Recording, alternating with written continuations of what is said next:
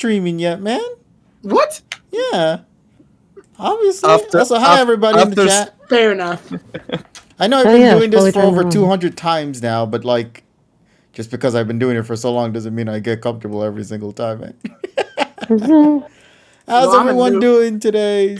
I'm a noob, so. Hey, look, some getting ads, some not. Oh, well, hopefully Twitch is starting to work on their ad adjustments, man.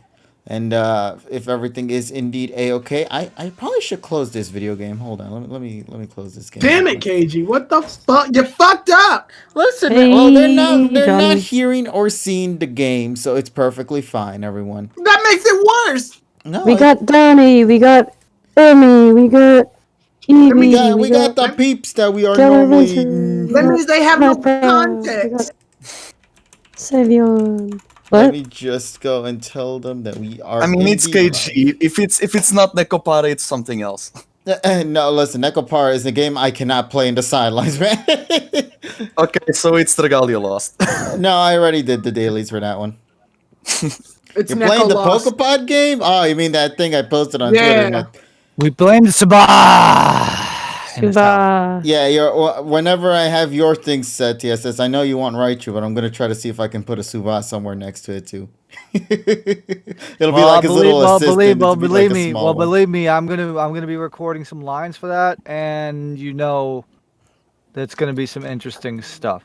Yeah, so okay, before we actually get any further into that, let me just introduce everybody here that is in this call for tonight, because once again, ladies and gents, it's another fine week for the PokePod World Podcast. We are in session numero 82, I want to say, and this week is going to be a fun-filled one, given that, first of all, we have show tonight. Yeah, we have, of course, a guest for the week, just like we normally kind of do every now and then during this year. And I'll obviously introduce him in just a minute, but of course, we have to talk about the stuff that had gone down this week. And the main topics are going to be mainly focused on the recent episode of PM 2019, as well as focusing on the latest information that we got for Pokemon Week. Was it as we anticipated, or was it worse? I'm not sure. We'll see when we get into the discussion for tonight. But one thing is for certain, it is going to be a heavy one. So, once again, my name is KG Prestige. My pals over here, Tyrone, TSS, Polly, and Evie just happened to hop in right now. Hey, Evie. Yeah, hello. And let's go and say hello to our guest of the week, and that being of KuroBlitz. How you doing, buddy? Hello, thanks for having me. Man, first of all, thanks for letting me know you wanted to be a part of this. We always love welcoming new peeps into these kind of conversations just to get a fresh perspective.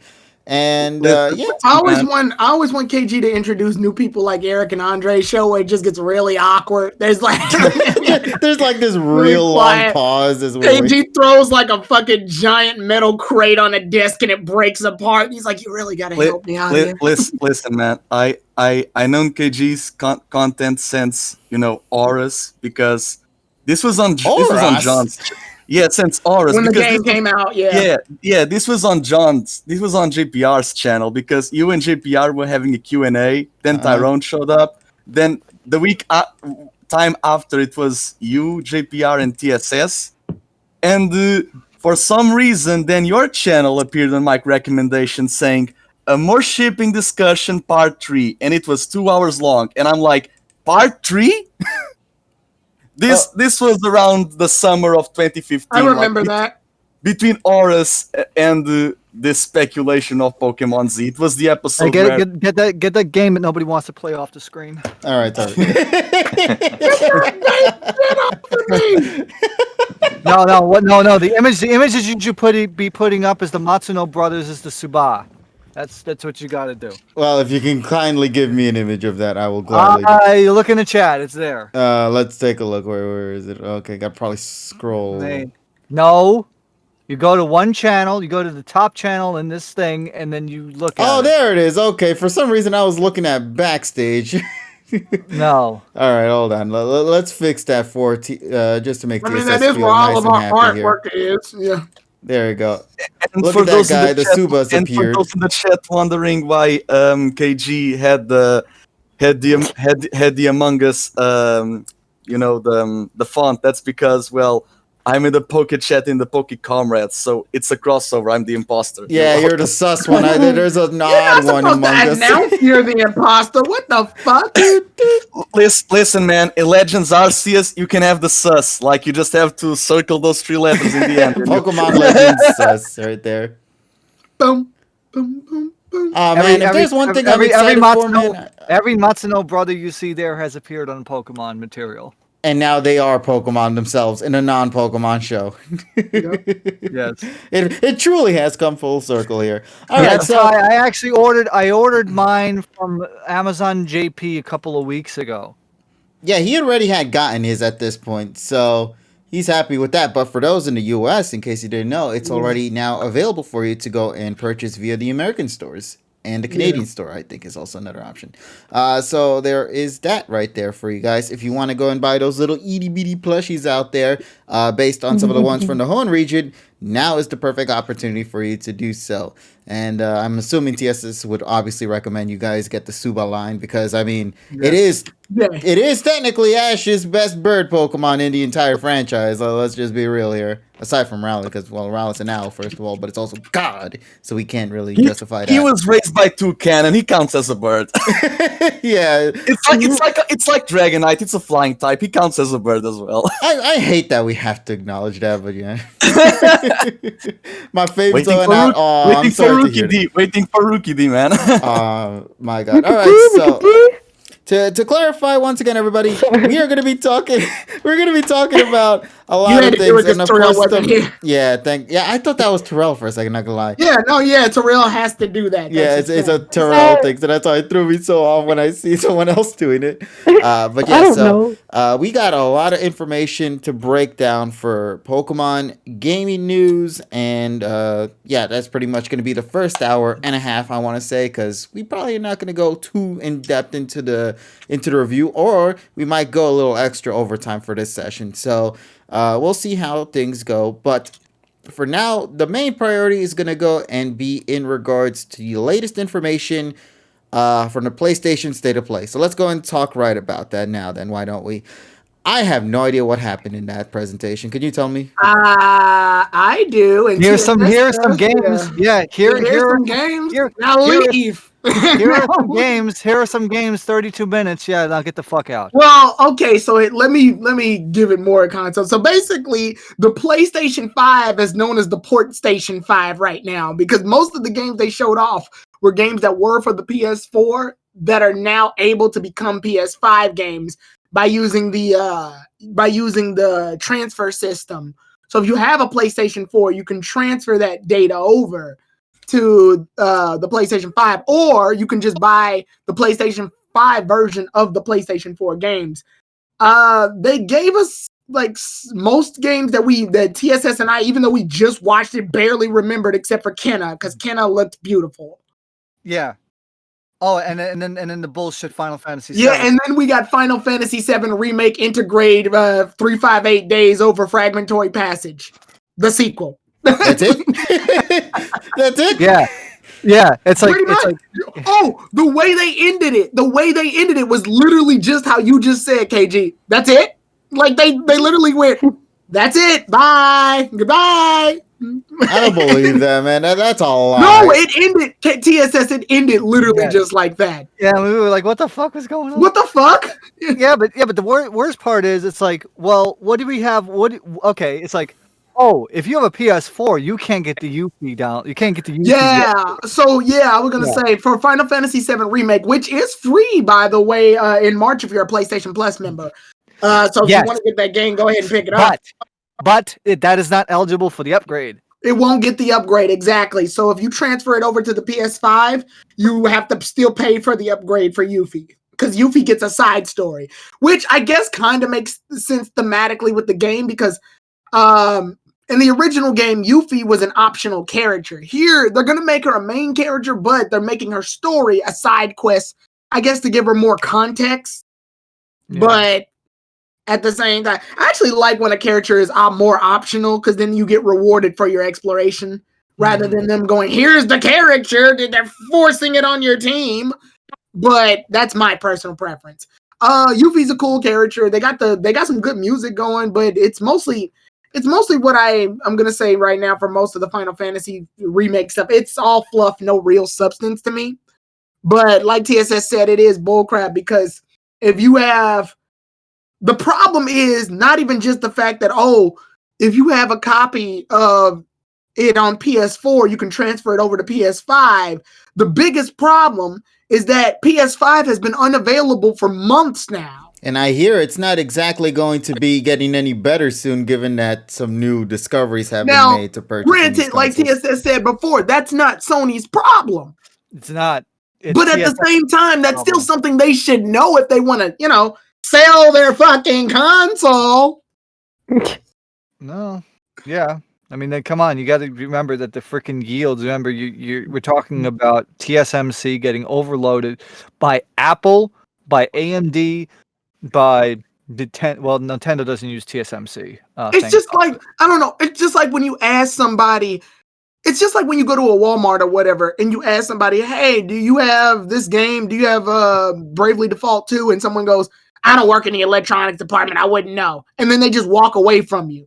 Well, can you fucking check? Like, yeah, it's not your problem, Sony, but you know that the PS5 has been sold out for months. Should y'all, I don't know, try to do some, I don't know, the lack of communication bugs me.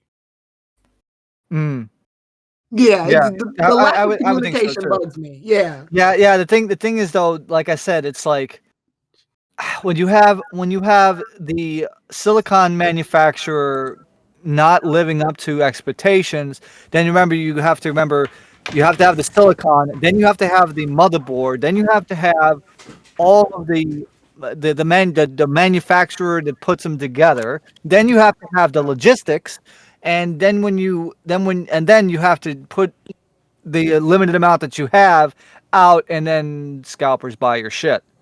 So it's kind of like a bad, right. Yeah. Yeah, and then Richie makes a point. It's like wouldn't get a PS5 anyway. So what's the point? People want the console. There are people. It's new. It's new. It's shiny and it's new, and people want it. I want it, but I'm gonna wait. Like obviously, I'm gonna wait till there's an established library and not just games that existed from older stuff. And another point that we made a few days ago. It's like, okay, the PS5 has expandable storage and the expandable M.2 slot, but you can't fucking use it yet. Yeah. So in other words, it's all good. There is no way the system has the port to say the system has the M.2 slot disabled. So even if you were to go out and buy a PCI Express 4 SSD for it, it's not going to work, and it's not even certified. A 7 GB per second SSD is not certified for the PS5. Right. Why? Should be fast enough. Exactly. But it's not. I don't know. I think overall is that it felt underwhelming. The state of play felt underwhelming, considering this was their, I think, second chance to show off the PS5 and like what you can do with it. And I feel like I'm still not. Oh, and then Deadloop, that game go fuck itself too. Yeah, that too. Somebody said echo. Is there an echo? TSS sounded like he was in like a choir chamber before. Well, it's probably I know my stuff is not echoing, so yeah, I don't hear you in an echo. I don't hear it. I don't hear an echo from TSS. Now you're better. Yeah. Okay, whatever. It's probably just a little faulty thing. Okay, whatever. Nothing necessarily big. Sorry, but my end of the stream keeps lagging. I'm sorry to hear that, buddy. According to here, I'm not getting any dropped frames, so yeah. That means maybe it's because you're pantomiming. Oh. Okay. All right, sorry. Listen, I don't even know what that means. That means it's time to go beat the shit out of whoever runs your freaking head end.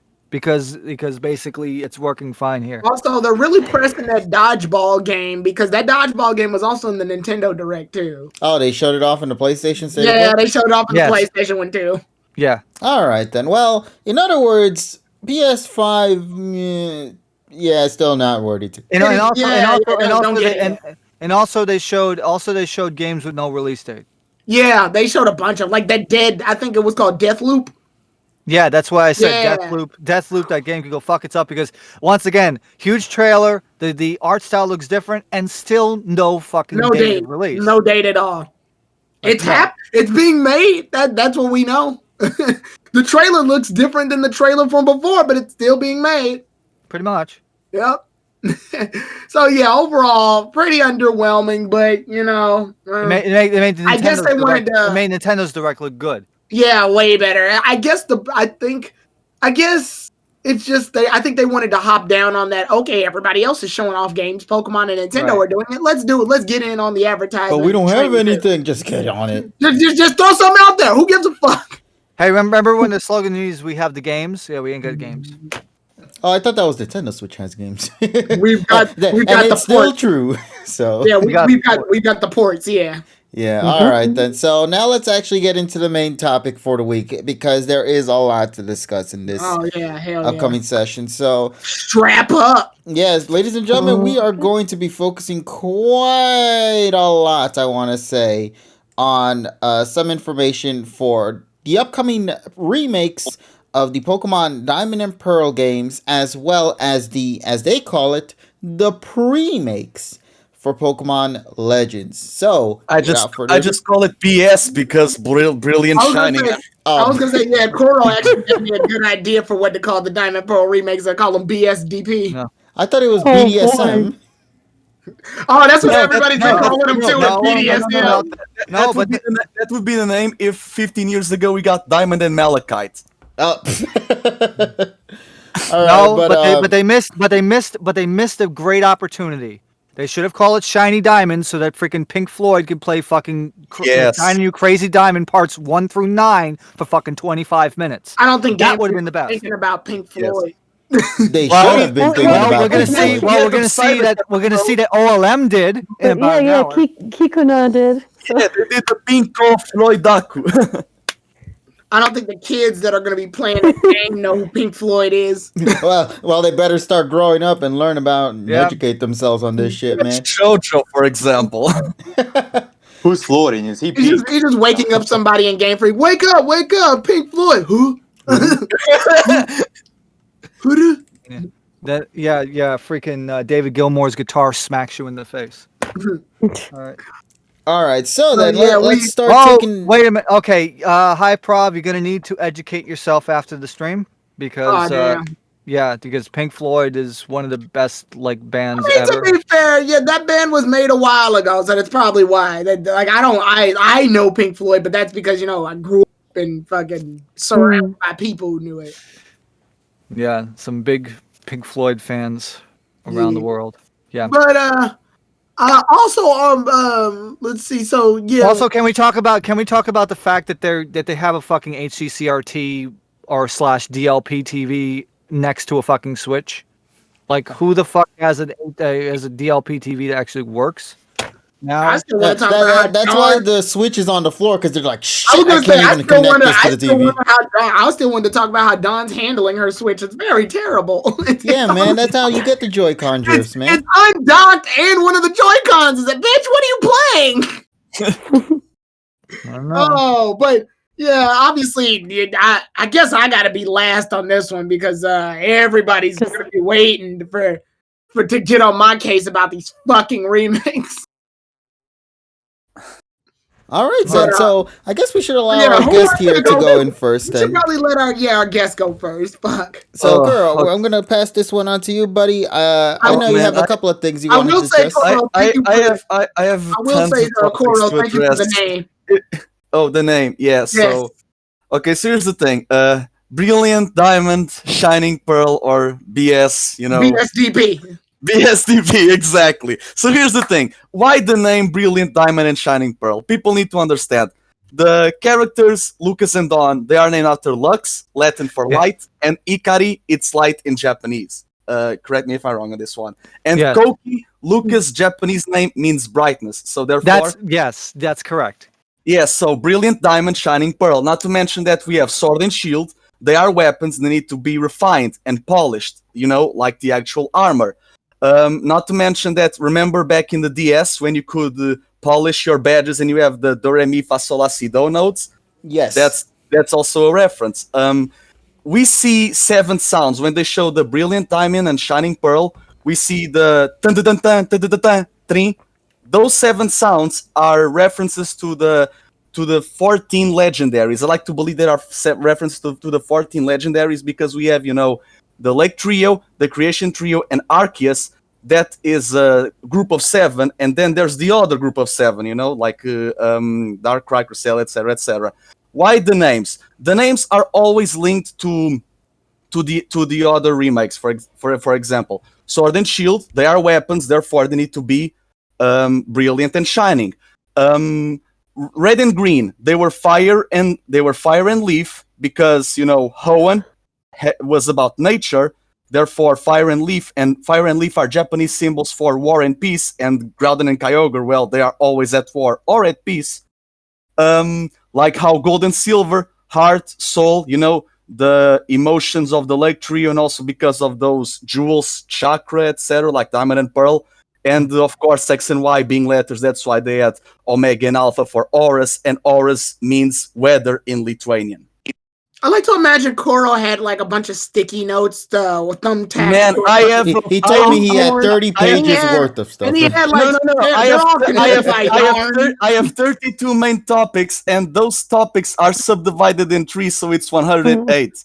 again. Kuro is that this Always Sunny in Philadelphia meme where the guy is standing exactly. at the board. Yeah, it's all the sticky notes. He's like the representative of California that always brings the fucking whiteboard and the fucking. It's always like notepads with thumbtacked to a caulkboard with all this string together. And then meanwhile, we cut the game for. We just wanted to say Brilliant Diamond and Shiny Pearl. I don't know what the fuck. No, they were like, no, yeah, that's what we meant. Yeah. What's this guy's name? Kuro? I also like to imagine like people have been wanting remakes so badly they used all the names. They couldn't use like they wrote all the names down. Just you watch.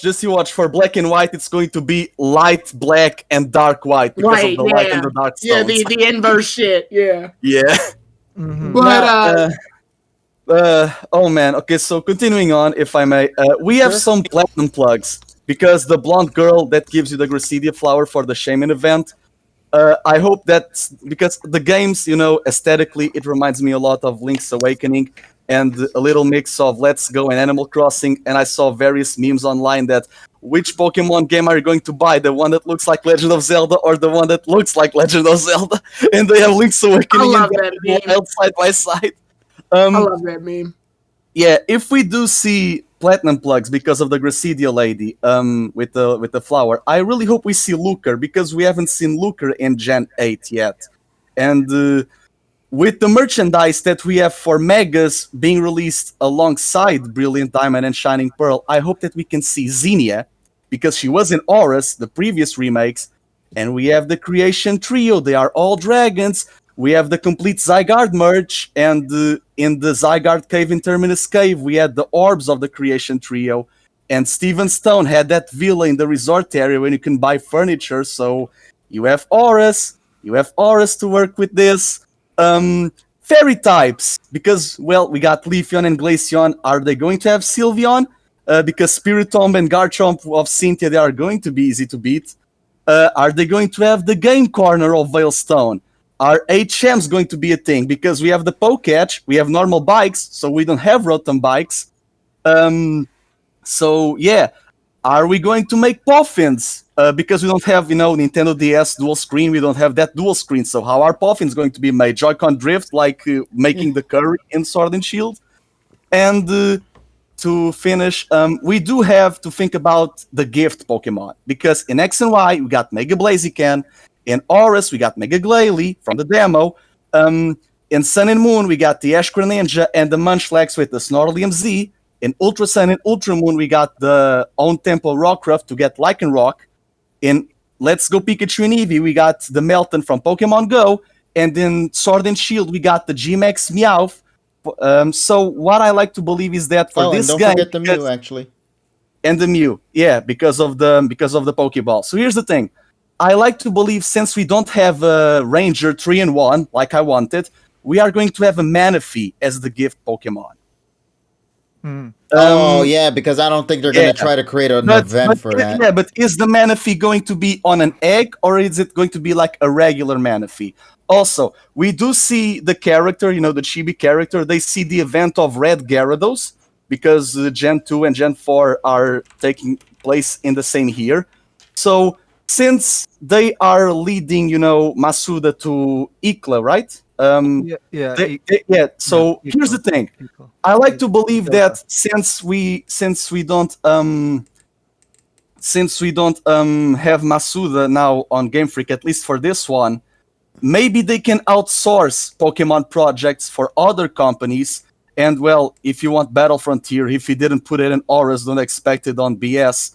But Masuda can be outsourced to another company to make the Let's Go Johto, like, Let's Go Entei and Let's Go Raikou, because it's a remake of Crystal, so they have to focus on the other two beasts.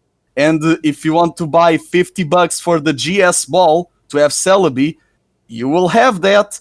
And they will most likely have a sort of event that, if you buy Let's Go Johto and the Diamond and Pearl remakes, you can go to the Sinja ruins. Yeah, because they're gonna probably be relevant, given that was also part of the remake world as well in Heart Gold and Soul Silver. Might as well try to figure out how to go from Sinnoh to Sinjo. So to finish this off, the Poke Radar, how is it going to work? Because I don't know if they're going to implement the Poke Radar, because I wanted for the 25th anniversary of Red and Green to be we have Fire Red and Leaf Green, we have GBA, like how we had Gen 1 and Gen 2 in the Nintendo DS. I wanted to have Gen 3 in the Switch. Therefore, you have the Kanto plug, because you have Fire Red and Leaf Green, the remakes of the originals. And with the digital copies of Gen 3 and the physical ones of the Gen 4 remakes, you could do the dual cartridge stuff, with the GBA and the Nintendo DS. I don't know if they'll do it. We have to wait. I don't think so. And let me tell you why. Let me tell you why. Pokemon Home exists. That's why. Oh, okay. Yeah, makes sense. The GTS building in Jubilife, it will not exist. The Paul Park, it will not exist. The Poke Plaza, it will be done differently. We have Jasmine in Sunny Shore. I want for Jasmine, because she does the super contests, because seal capsules and collecting the unknown to have the letters of the seal capsules. I want for the character of Jasmine to not only have Wi-Fi contests, like VGC for Pokemon coordinators, because we didn't have in Auras. They can do that here, but we'll most likely will not have that. And she also is a Poke Athlete, so just replace the GTS building with the Poke Athlon Dome. Alrighty, I'm kidding. You're putting a lot of faith in a game that said it's going to be 1-for-1. Yeah, that's exactly what I was going to say. No, but see, a lot of the things that he brings up are stuff that Game Freak and Ilka, I think that's how you pronounce it, are going to have to do. For example, the fairy typing, they're going to have to implement that. The Pokemon or the Pokedex is going to need to be updated because of the content that has already occurred generations later after Sinnoh. With Sylveon, for example, that needs to be added into the list. There's so many different elements that will need to be incorporated into this upcoming remake, because they kind of have to. So yeah, I'm kind of curious to see where things are gonna go for that. And first of all, Kuro, that is a huge dump of information that I'm really curious to see if we can. Oh man, I only touched upon 5 topics. There's a lot of things. We'll be here for 6 days. There's a problem. The issue is there's 6 other people. That's why I told KG I don't want to steal the show. There's a lot of things you want, and that they're gonna like for example, Pokemon, they're gonna fuck it up. That's the problem. I love how we established that they're going to mess up. Only a few things that I have faith that they're not gonna fuck up. Number one, battles are not gonna take. Wild battle is not gonna take 17 seconds. We already saw that. We already seen that. The HP bar drain on a Chansey will not take longer than opening up Microsoft Office 95 on the Windows 95 running on fucking 486. That's not fightful. Okay. And what about the 30-second saving? Well, yeah. The thing is though, God, At least the saving will not take 30 seconds either because fucking slow SRAM. yeah. Thing is though, the two things that I have going for this trailer, and the two important things that should be noted, is number one, they specifically say that it's a faithful adventure, which means that likely seeing platinum content is not in the cards potentially. Because if you wanted a faithful remake of the two original games, that means that we don't have the distortion world bullshit, which will lead into our next game. But for now, but also since Ilk is doing this game, that means it has the potential to change the not necessarily the main story, but the base mechanics. And I think the base mechanics, like I said, with the speed and also frame rate. At least if we get a lock, like I don't know, 30 or 60 frames per second. And yeah, the chibi style also reminds me of the Yokai Academy game, by the way. Just look at trailers for that. Also, they don't have to do anything about Sylveon. You don't get that Eevee you're talking about in Diamond and Pearl till National Deck. Oh yeah, that's another thing. I hope to God that they do not have the fucking locked off till National Deck, right? But the thing is, though, I hope that if you beat the game, they will just give you the damn national decks instead of having to fucking face every single trainer. No, you gotta meet Luminion. What the fuck you mean? Here's my thing.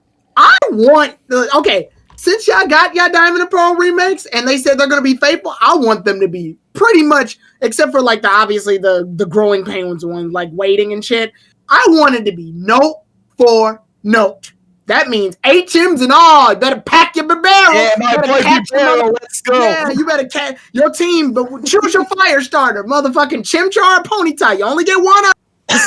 Like, I want it to be exactly like what the fuck the game was, because that's what people are mad at right now. I'm like, that's what you want, though. This is exactly what I like the fact that they actually do a nod to the manga because the statue, it's fused, but in 2D it's ambiguous. They actually fuse the statue of Eterna to be like the one from the manga. In sprite form it works well because you can it'll mess with your eyes and it can be dialed. Somebody actually did a colorized image of the sprite where they made it look exactly like a Dialga or exactly like a Palkia without any adjustments. So in sprite context it looks good. In game context, we will not have a Dialkia. We will not have cosmic or corrupted forms with the orbs, or maybe we'll do like with the orbs, like the red and blue with primal. We don't know. We will not have like a time Palkia and space Dialga. We will not have Paradox Diamond and Distortion Diamond Paradox Pearl or something like that. Or maybe we will. Man, I want for Adamant and Lustrasorb to give, Dialga and Palkia like new forms, like Cosmic or whatever. Or Giratina absorbs them like Kyurem and Necrozma. Palkia has a freaking sword is what's going to happen. And Dialga will have a shield to look like, Zamazenta. There you go. That's how they're going to try to replicate the sword and shield game. They're going to be like Calyrex. They are going to ride on Giratina. Oh. God, oh my god, though, that would be pretty epic in my opinion, though. Yeah, like Palkia riding on Giratina. Yeah, the problem is Kuro has better game planning than anybody at Game Freak right now. So that's actually, if we're gonna start jabbing at anybody specifically for the remake, we have to go at Ilka because they're the ones that are being faithful. To then again, no, this is we can't really do that. We can't really do that. We can't really do that because of the same people that made the Love Live movies. So I mean, but when you look at it, thank you for the contributions there. when you look at it, this is Game Freak's way of going, that's Ilka's game, that ain't our game. According to what I'm reading here, they made Love Live, so we're gonna throw that shit at you now. The Love Live movie was great. It was a masterpiece. I just find it very odd that the company that did Drakengard 3, Nier Automata, Naruto Shippuden Ultimate Ninja Storm 4, and what was the other good one? I cannot recall, but the good company is doing the remakes. Like Game Freak is doing the Legends, and I'm like, should it be the other way around? Given the art style, I'm kind of glad that they're kind of put to the side for the remakes with Game Freak, man. I'm more than happy to see them work on Legends than seeing them work on the remakes, because in my opinions, the remakes. Listen, I'm excited for the remakes. You know, it's a 1-to-1, just as I had imagined it'd be. Even to the point of having that top-down perspective. I'm just more Yeah. so just surprised that. Also separate center and Mart, so you know that there's 1-to-1. Yeah. And So wait, I have. If this is for the Switch, we will have multiple save files, so people can experience the adventure in Sinnoh like multiple times, not unlike. Here's I'm glad you Nope. brought that up, Kuro. I'm glad you brought that up. Since we have face save files, I want Diamond and Pearl to be just as convoluted as it was back then. So, you know, Elekid and Magni, you can only get them if you use the dual slot of your DS. I want it to be, if you want Elekid, you better have Let's Go Pikachu in your fucking memory saves on the Switch. If you want Magni, you better have Let's Go Eevee. I want it to be just Okay, so it's not a fucking GBA port like I convoluted. was telling, but it's I want it to be basically it's close. as fuck. it's close. It's I mean, a to be close fair, second. to be fair, Sword and Shield does the same thing. So Yeah, I wanted like a Sword and Shield. If you want this Pokemon, you better have Shield in your save file. If you want this, you better have Sword in your save file. I want it to be just as fucked up as it was in Diamond and Pearl. that means I I gotta want buy all multiple of it. copies. Also, now that we have remakes for Diamond and Pearl, we have to think about can we get the person that has freaking Furret on the freaking escalator to stop now? No, he said it's gonna be until they release. Until they release, until the games come out. because Don't now worry, with the Furret, we believe in you just a little longer. because now with the remake- Furret is gonna have to go up that Moscow escalator another. Hey, it's fucking- gonna have buns and thighs of steel. Ah, yeah, buns and thighs. like I was now that I'm thinking about it, Oh, with no, the I remakes, don't think we so. need to think about the Art Gold and Soul Silver. They had the Spike-eared Pichu and the Johto Beasts. The Oh Hoopa no, had- those are dead. They're not gonna bring yeah, that Dead back. and the gone. Hoopa had the Mega Rayquaza and Latios and Latias. So movie 24, 25, they will have to have some kind of Sinnoh Pokemon, but they will not be the main focus. Like how they have Marshadow, but Zeraora, Lugia, Celebi, Zarude. So it's going to be kind of like the same thing. I hope that we get Mythicals 899 and 900 for movies 24 and 25. Or maybe, I don't know, do a Twilight Wings web series or an Origins movie with prequels or the remakes. I don't know. Yeah, something a little like they've been original lately with some of the stuff. Yeah. Like with, Cora, I wish I had your faith. I wish I had the same amount of I'm- faith you had. I'm did you not have faith with this direct presentation? I had faith in one game. There's one game. Well, actually, no, that's a lie. 2 games. I like Snap 2. Okay. Tyrone, they had no faith in Best Wishes. The best moment of Best Wishes is Iris's Emolga shocking everyone. Damn. Actually, that Not is true. even- That It's not Ash the Best Teachings Wishes that didn't have a good moment. It's Dent having a train gorgasm. That Yeah, was but best. like no, because in the highlight segment they didn't show that. Sadly, they should Actually, have, Burgundy. but Oh, unfortunately. Polly, I'm going to tackle your comment in a second, by the way. But before we continue on any further, though, I think it's also important for us to also give others a time to shine and give their Yeah. impression. So, Evie, I'm gonna go and pass this on to you, buddy. Please let me know your impressions of the DP remake, whatever this thing really is, because honestly, I'm not even sure what this BSDP. game is anymore. Yeah, the BSDP game. So, if you have anything you'd like to say, Evie, let us know. I'm sorry. It's my turn. Yeah. For once, I'm actually remembered. Anyways. Well, you become Richie. So how do I feel about Pokemon BSDP? See, I'm not the type of person who's pretty judgmental at video games based off their appearance or how they look. But I think, at least for now, I'm gonna play devil's advocate and say that I'm not really a huge fan of the chibi forms.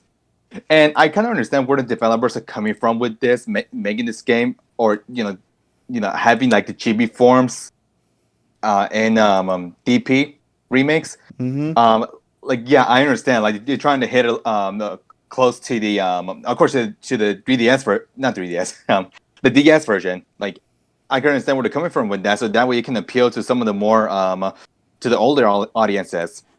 And yeah, like probably by setting it up in this chibi form or the way the graphics are set up, it probably won't run into as many problems compared to the graphics that the graphics and the associated glitches and other errors that come with like Sword and Shield, for example. But yeah, I'm not really I'm not that big on the chibi forms, if you ask me. Mm-hmm. Yeah. So the only thing that's probably gonna get me hooked is obviously getting into the battles where we finally have the 3D sprites with the Pokemon and both the trainer. And you also gotta wonder, how are they also going to handle I assume we're finally going to get full-fledged 3D cutscenes and a Brilliant Diamond and Shining Pearl. So Oh yeah, like when Mount Coronet has like the legendary summon, and we see all Sinnoh basically going all timey-wimey and everything. Yeah. But so are they going to do that though in the chibi, or are they going to do that in the full one? Because if they do it in the chibi, man, that's a disappointment. It's going to be odd. I'm just wondering if we'll have the NPC that gives us the Everstone Hunter. Yeah. All right, Evie, continue on, buddy. I want to be faithful. But don't get me wrong. I still love DP. Growing up, DP was one of my favorite games growing up. It's one of the main reasons why I'm heavily investing into the Pokemon games. So I do wish this game nothing but luck, and I know a lot of fans are pretty happy with some of the features still being kept in the game. For example, one of them is of course the Underground, a very popular feature that is making its return into this iteration of DP. And I do hope it's. Go ahead. Oh, go ahead, Evie. It's your time. All right, nice. Sound good. I hope they keep a lot of the mechanics, and I think for this iteration of the Underground, you know how in Auras you could build your own, you could create your own base, but at the same time, whenever you visit other people's bases, you get to face them in battles.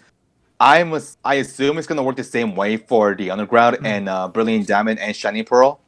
And I hope they do that, because I think that's one of the few charms that Auras had. And I hope they do carry that over to Brilliant Diamond and Shining Pearl. Another thing too, are they going to keep the Pokemon contests? Likely not. So it's going to be interesting to see what they're going to do to substitute for those the Pokemon contests. Other than that, I don't really have much on to add of that. If they don't do contests, and man, why are seal capsules a thing then? Like, come on, they will. Yeah, I mean, I'm guessing they'll keep that feature just for the appeal. Another thing that I did forget to leave out. I'm hoping that the post game content is a lot more better or a lot more enhanced. Because if you ask me, I wasn't really a huge fan of the post game content for Diamond and Pearl. Because I believe all you do is just visit like another island that you catch a bunch. You go to the battle resort. You catch a bunch of legendaries, and you do the tower. Yeah, and you also get to encounter so many freaking things, though. Yeah, and you also encounter a lot of different Pokemon. But outside of that, like what else can you do? So if they can further improvise on some of those features and maybe add on more into the post game content, that would be really great. And oh jeez, there was another point that I completely forgot to talk about, but at least for now, yeah. I do wish so you gotta talk to 30 people underground so you can get Spiritomb again. Because remember that? Oh, that's right. Mm-hmm. Talk to those 30 people. Get to work. Yep. This is what you right. wanted. You're right. This is what you wanted. So you're gonna have to work. Another thing too. Will they keep up the DLC content like they did with Sword and Shield? Like, I know they're probably not going to implement any Platinum content in these remakes. But what if they add it on as DLC content? Like, what if we get like, for example, a dedicated storyline for Giratina? I doubt it. I would love it. The Delta episode? Although, we have the turn back cave in the send off springs, so why the biggest problem is that's assuming that Ilka will actually make an engine that can have a DLC patch implemented. Hi, Prof. They're gonna do the same thing with the battle tower that they did. Like the battle tower, literally, it's just you fighting a bunch of NPCs. Like they can keep that going. Actually, Your I have a Pokemon counter be to that, limited to level TSS, 50. and I think this might be the worst outcome. locked Yes. content. It's in the game. You just have to pay for it to actually get Oh, into this it. fucking Capcom syndrome. No, I hope not. This is what y'all wanted. Well, actually, no. This is kind of what we're hoping that Yeah, doesn't I didn't happen. want it. I didn't want it this. Like a remake, like post game for an actual remake. I did a video on this. It will be a Sinnoh Star tournament. You know, in the league or in the battleground in the fight area. No, don't copy Also, Sword like, and survival Shield area, thing. This is supposed to be Diamond and Pearl. But why can't And- it copy it though? Because this is supposed to be Diamond and Pearl Hey, thing. the Sinnoh Battle Frontiers in our Gold and Soul Silver. One And thing, you know what would be pretty awesome? Yeah, what's But that? but, Evie? but story wise, they happen at the same time, so that makes narrative sense. Here, Oh, yeah, it's just like, oh, go ahead. No, I'll let you finish every point. Evie Go had, ahead. a point. Evie had a point. Yeah, Evie was about to have a point here. All right, sorry about that. What did they bring back the Battle Frontier? Didn't Diamond and Pearl had a Battle Frontier No, feature? Platinum No, did. Diamond and Pearl did Platinum. not. Oh, Diamond and never Pearl mind. had the battle tower. Tower, just the tower. But it also had that island that was filled with those. Battle Resort. Yeah. Okay. Just one more quick point before I turn things over to you, Tyrone.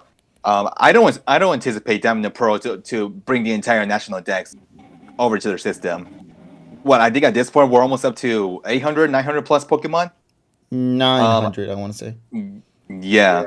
So which brings back to my point of adding on DLC. So yeah, obviously they're not going to implement all 900 plus Pokemon into the game like on the first day. I think that by implementing DLC and giving these players opportunities to catch other Pokemon like Cresselia and Darkrai, and I know most notably Giratina, I say little by little, just add on some new Pokemon into the game.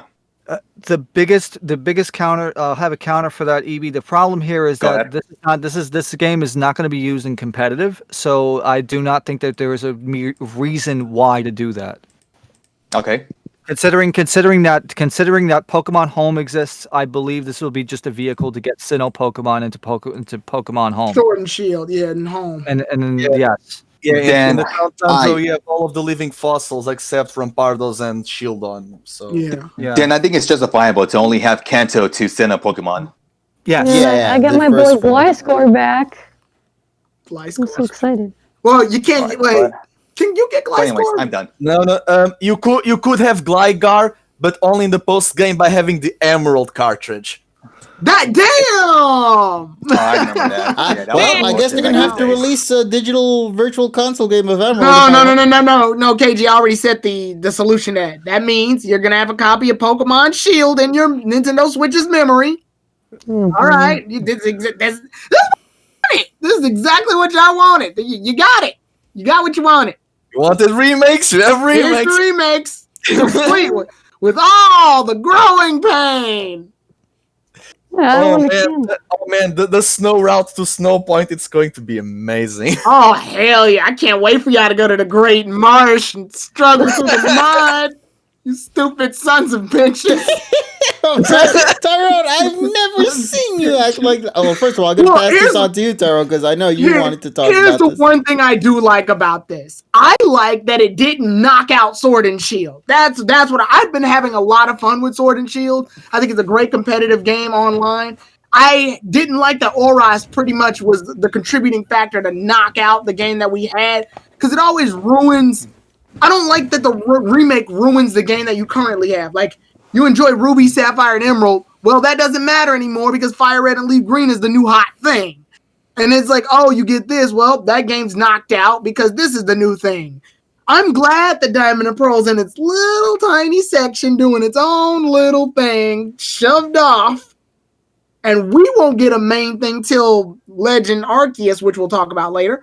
But I'm liking it. I like that it's in this little hub. It's not a let's go thing. So we compromise. But it's point for point. People aren't mad. People are kind of mad about the chibi thing. I've thought it over. I mean, it's just the overworld, and that's kind of how you looked in the game. So Barry's that's how, face looks very weird. yeah. But to me, I'm just like, that's how you looked in Diamond and Pearl. Just, not sprited. That was the difference. You weren't a Which sprite. gets to my first criticism. If you're going to do a faithful remake, This should have been a 2D HD remake. God damn it! Yeah, I would have agreed to that too. I would have been fine with that. Ty, XY story wise, I did not like, but the online to this day, Sword and Shield's the best online, but X and Y was like the one that got me really into online too. So I pay a lot to that one. Yeah. But I'm glad that they decided that they're gonna make this Diamond and Pearl remake exactly like Diamond and Pearl. I'm like, there you go. That means Sword and Shield can stay up for a little bit longer. And y'all have to deal with all the bullshit that happened in Diamond and Pearl. That means Yeah, and you know what that means before Lightning buys you a copy of the game that you don't want. Yeah. And that means if you want to go to Mount Coronet, you better go on the other side, you stupid son of a bitch. Because that's not the right side, you idiot. And you better have a big barrel. You better not be barrel at. Hey, don't shit on B-Barrel. With strength, climb, surf, and waterfall, that thing's powerful. With Don't shit on me, barrel. We need him to live. Yeah, don't shit on B-Barrel, man. I'm about to make a video challenge. Can I complete without using any HMs? No, because my first Sinnoh game was Pearl. And but I will get on the and I need to be barrel. I will get on the positives though. One thing I like in the when you're battling a Pokemon in the I want to say the grass area, you can see Mount Coronet in the back. I like that. That's such a small detail. Yeah, I hope cool. that's something that's like unique in every route, where it's like if you're closer to the mountain starts seeping in closer in the background. I really hope that in Iron Island, when we are tagged with Riley, we can see the bins, the bins in Iron Island, because it was a mine and a construction site. My other pro, and this is thanks to Polly. I'm gonna look forward to hearing the soundtrack because I do love Diamond and Pearl soundtrack. Bro, the OST that they had in this trailer, I can't wait for Team Galactic. Beautiful. I can't wait for Team Galactic. No, people are looking forward to two things: Cynthia's theme and Cricketune. That's it. Yeah, digitally remastered for our viewing pleasure. Remastered. I'm looking forward to Cyrus, the Light Trio, all the. I hope they keep the bass in there. KG, do the cry. Also, don't forget that this is a Fateful remake. Therefore, Volkner will have Ambipom and Octillery, and Flint will have Lopunny, Driftblim, and Steelix. No Electivire and no Magmortar. Because I know like some orchestrations of Auros. Hold on. Like they took away a lot of the trumpets, and that was the golden point of. No, I was like, AG, say the battle cry again, but keep the last part going. You know the reason. You want to know the reason why Gen 3 had trumpets, right? Yes, because it needed to have a unique sound font. But no, it's because the extra sound channels in the GBA, one of the sound fonts was a trumpet, so they had to use it. I just want the cricket tune going. Yeah. The prophecy is true. That's car alarm going off right now. It's just going forever. I will say the water in the game also. So what you're saying is that Crickettoon's Cry will be the new HP bar for Blissey, like it will last. Yeah, I will also say the water in the game looks beautiful. It's a weird thing to point out, but I noticed it. I was like, also, I love that they. I love that they sticked with the Diamond and Pearls version of how you get your starters instead of the Platinum version. The Platinum version sucks. Rowan just gives them to you. Diamond and Pearl, I like the idea that Rowan just forgot his fucking briefcase, and then when the minute you find it, fucking Starlies attack you. I like that. That makes Rowan competent in Platinum, and I didn't like that. Yeah, I didn't like in Platinum. He's just like, well, here's your Pokemon. I'm like, no, I want you to fucking forget him because like that battle later gives you like context for your starter. Yeah, I fought with this thing when I tried to pick up your fucking briefcase off the ground. Yeah. They replaced that because they wanted for us to meet Cyrus earlier, but it kind of ruins the premise. Yeah. That's because Cyrus. That's because they knew Cyrus had no good context in his intro. But that's what y'all gotta deal with now. Y'all gotta go and fucking. Yeah, in Platinum, Ruin's just like, hey kid, you like Pokemon? Yes, sir, I like Pokemon. Pokemon is great. Okay, I'm a fire monkey. You're welcome. Get out of here. Go burn some grass, kid. A new PokePod car alarm. Oh yeah, Suspicious, unsightly Wombat Deluminati. Very nice. But yeah, those are my thoughts for now. I'm just glad that Sword and Shield didn't get knocked out because that would have been stupid for Sword and Shield. Everybody gave it all this criticism, all this hate, and Sword and Shield finally started getting DLC and getting better and better, and they're selling more copies. And all of a sudden, bam, Diamond and Pearl would have taken it over. So I'm glad that it became a side project. I'm also glad that Game Freak's working with other companies. I would much rather have that. That is a nice compromise. Now, Dawn, pick up your fucking Switch. That's the only thing that's bugging me. Pick up your fucking... Oh, I also like that some of the monitors that didn't have pictures at first now have monitors, and then they're not just flashing. They're not just flashing screens from The Shining or some shit. The Shining.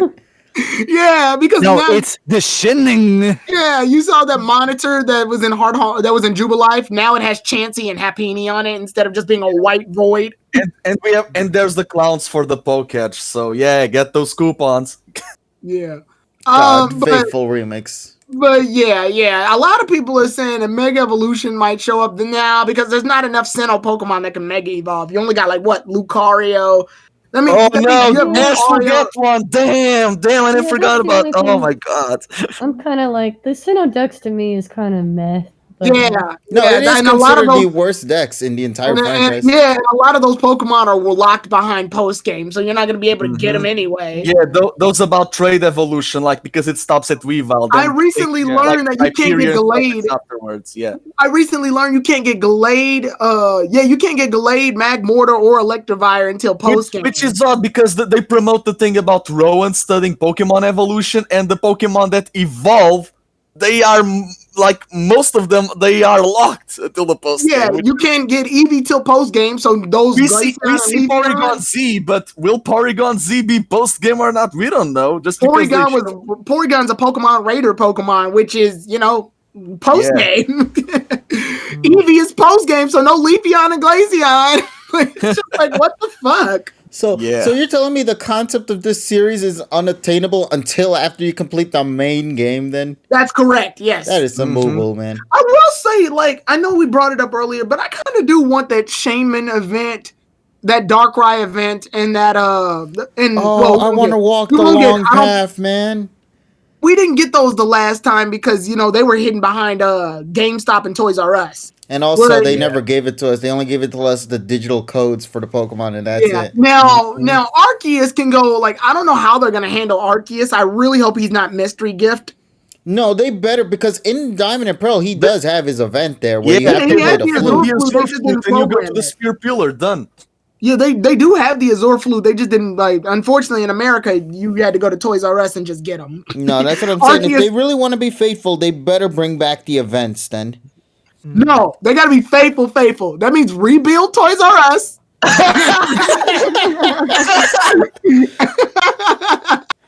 Listen, if they have to rebuild Toys R Us, I want them to rebuild fucking Funko Land, okay? Well, I can't get a mystery Pokemon. Yeah, and Jeffrey the Giraffe. Yeah, because I want my New York Times size paper with all the fucking games on it. Yeah, listen, man, that shit was the collectibles back in the day. Oh yeah, that's why. Yeah, back in the day, 1995, it used to go, and actually 1996, you could get freaking Earthbound for $95. The remakes will bring back Toys R Us. I'm just saying. Just want to point out that the Azure Flute in Japanese is called Heaven Flute. I just watched that now, so yeah. Another thing another pro I have though, I like that even though the game is set up the way that Diamond and Pearl is format wise, you can still do the 360-degree circles. Oh yeah, you can actually move around. Yeah, you can still move you can still move in more than 8 directions. That's good. All right. So the trainers were also moving in those directions. Maybe walk around more. I mean, it does kind of tell you how limited the DS is now. But yeah, you can move in circles. Yeah. The NPC will look at you from diagonal point, Right. Oh God! Now thinking about that, yeah. Okay, so I think that's pretty much all we could say regarding the DP remake. I want to say. Do you guys want to go now and talk about the DP remake? The prequel that I kind of asked for. I wanted sequels for character development, but Myths and Legends, prequel makes sense. I'm gonna let the others go because I love this shit, but I'm okay. gonna cover it later. Guys, talk first. I'll save my thoughts for last. All right then. So Okay. I'm gonna go and talk about a couple of things from this one because I have some assistants with me actually for this part of the conversation. As you guys might know, I always usually bring him up every now and then, Larry, who always tends to give us a lot of deets about things that are going on in Japan via the anime stuff, and even talking about some of the stuff within the games. What I'm gonna go and describe right now are things that we are not theoretically supposed to know right now. These are things that were not supposed to have been revealed to the audience at this point. Hey, But see, this they is did why you get watch the leaked, PokePod. Yeah, this is so why- we're gonna go.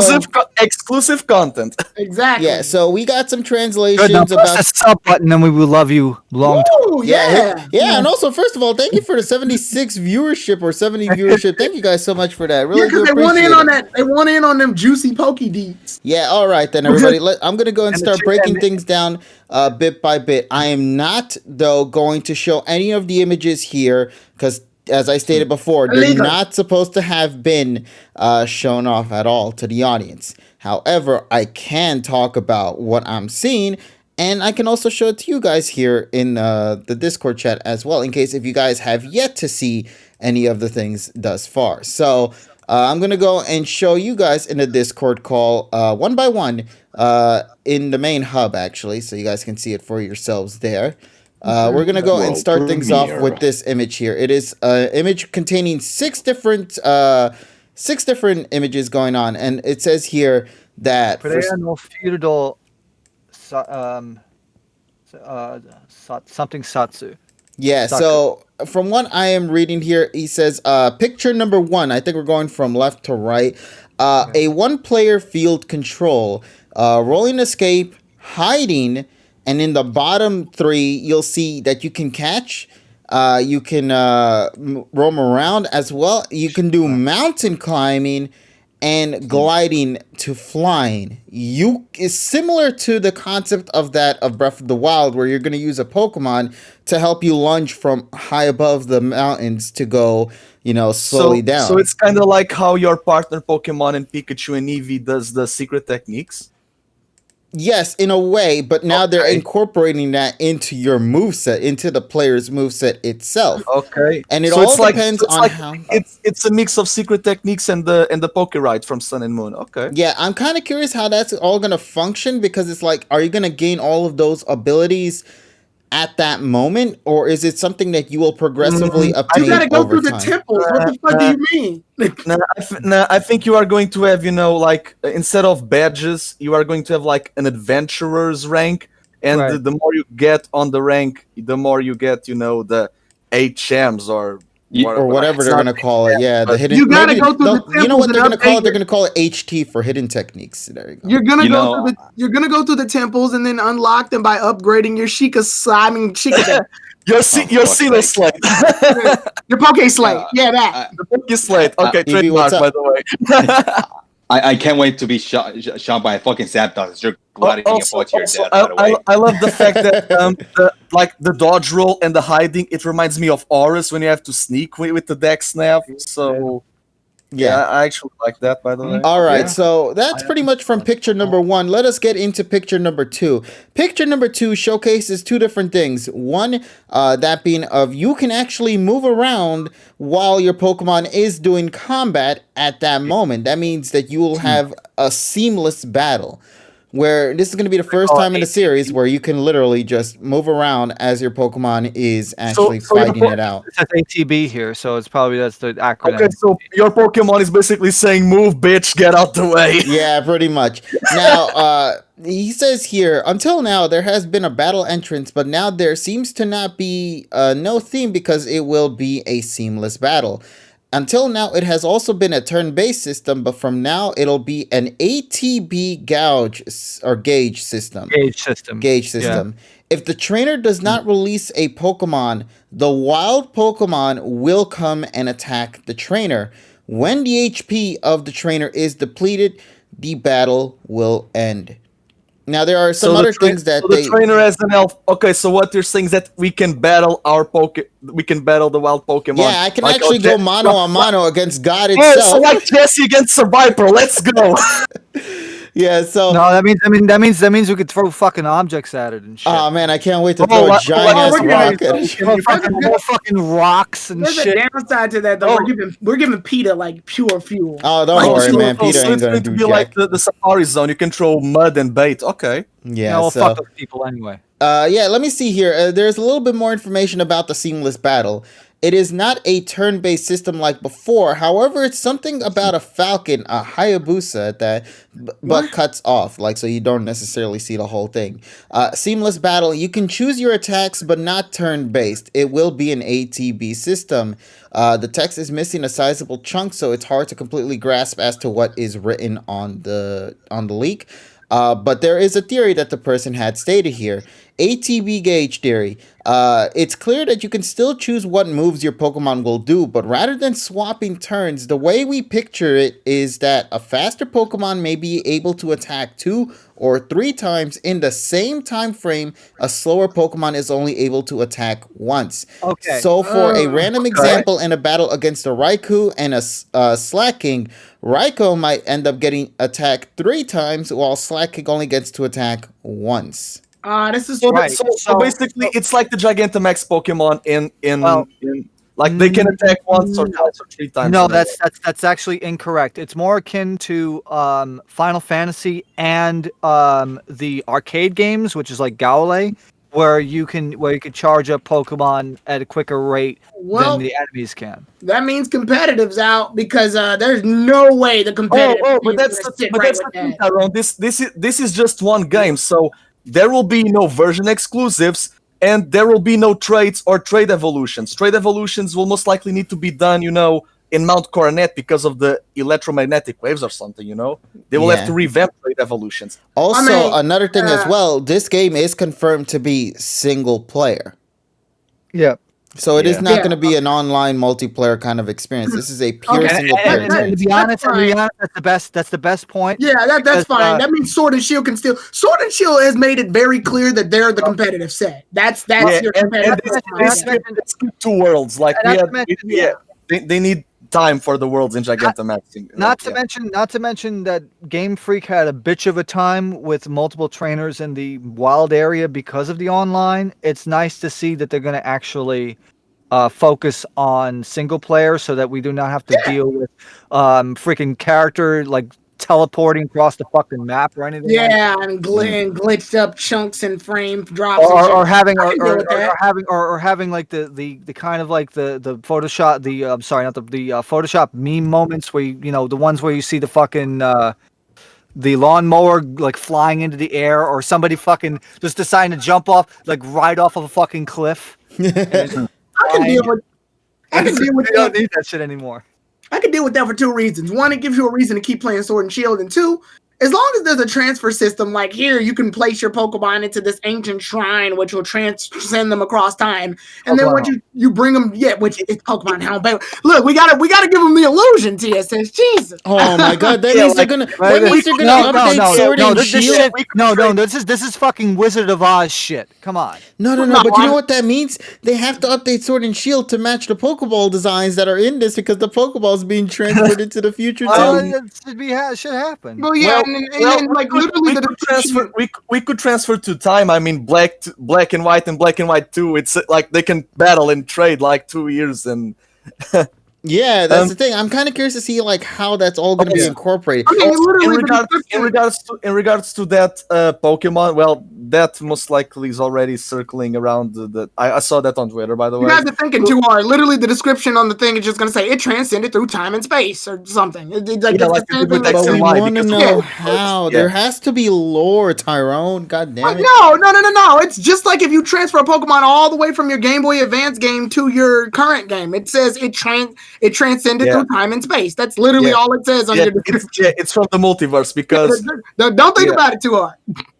God itself transferred a Pokemon for you. in regards to that Pokemon, the yellow one, I want to Yeah, talk that's an about ugly that. looking Pikachu, man. Yeah, well, here's the thing. I like to because in the website they say that this is a prequel of Diamond and Pearl, not Platinum, not the BS of the original Diamond and Pearl. So here's the thing. I'm seeing that creature and I'm seeing electricity.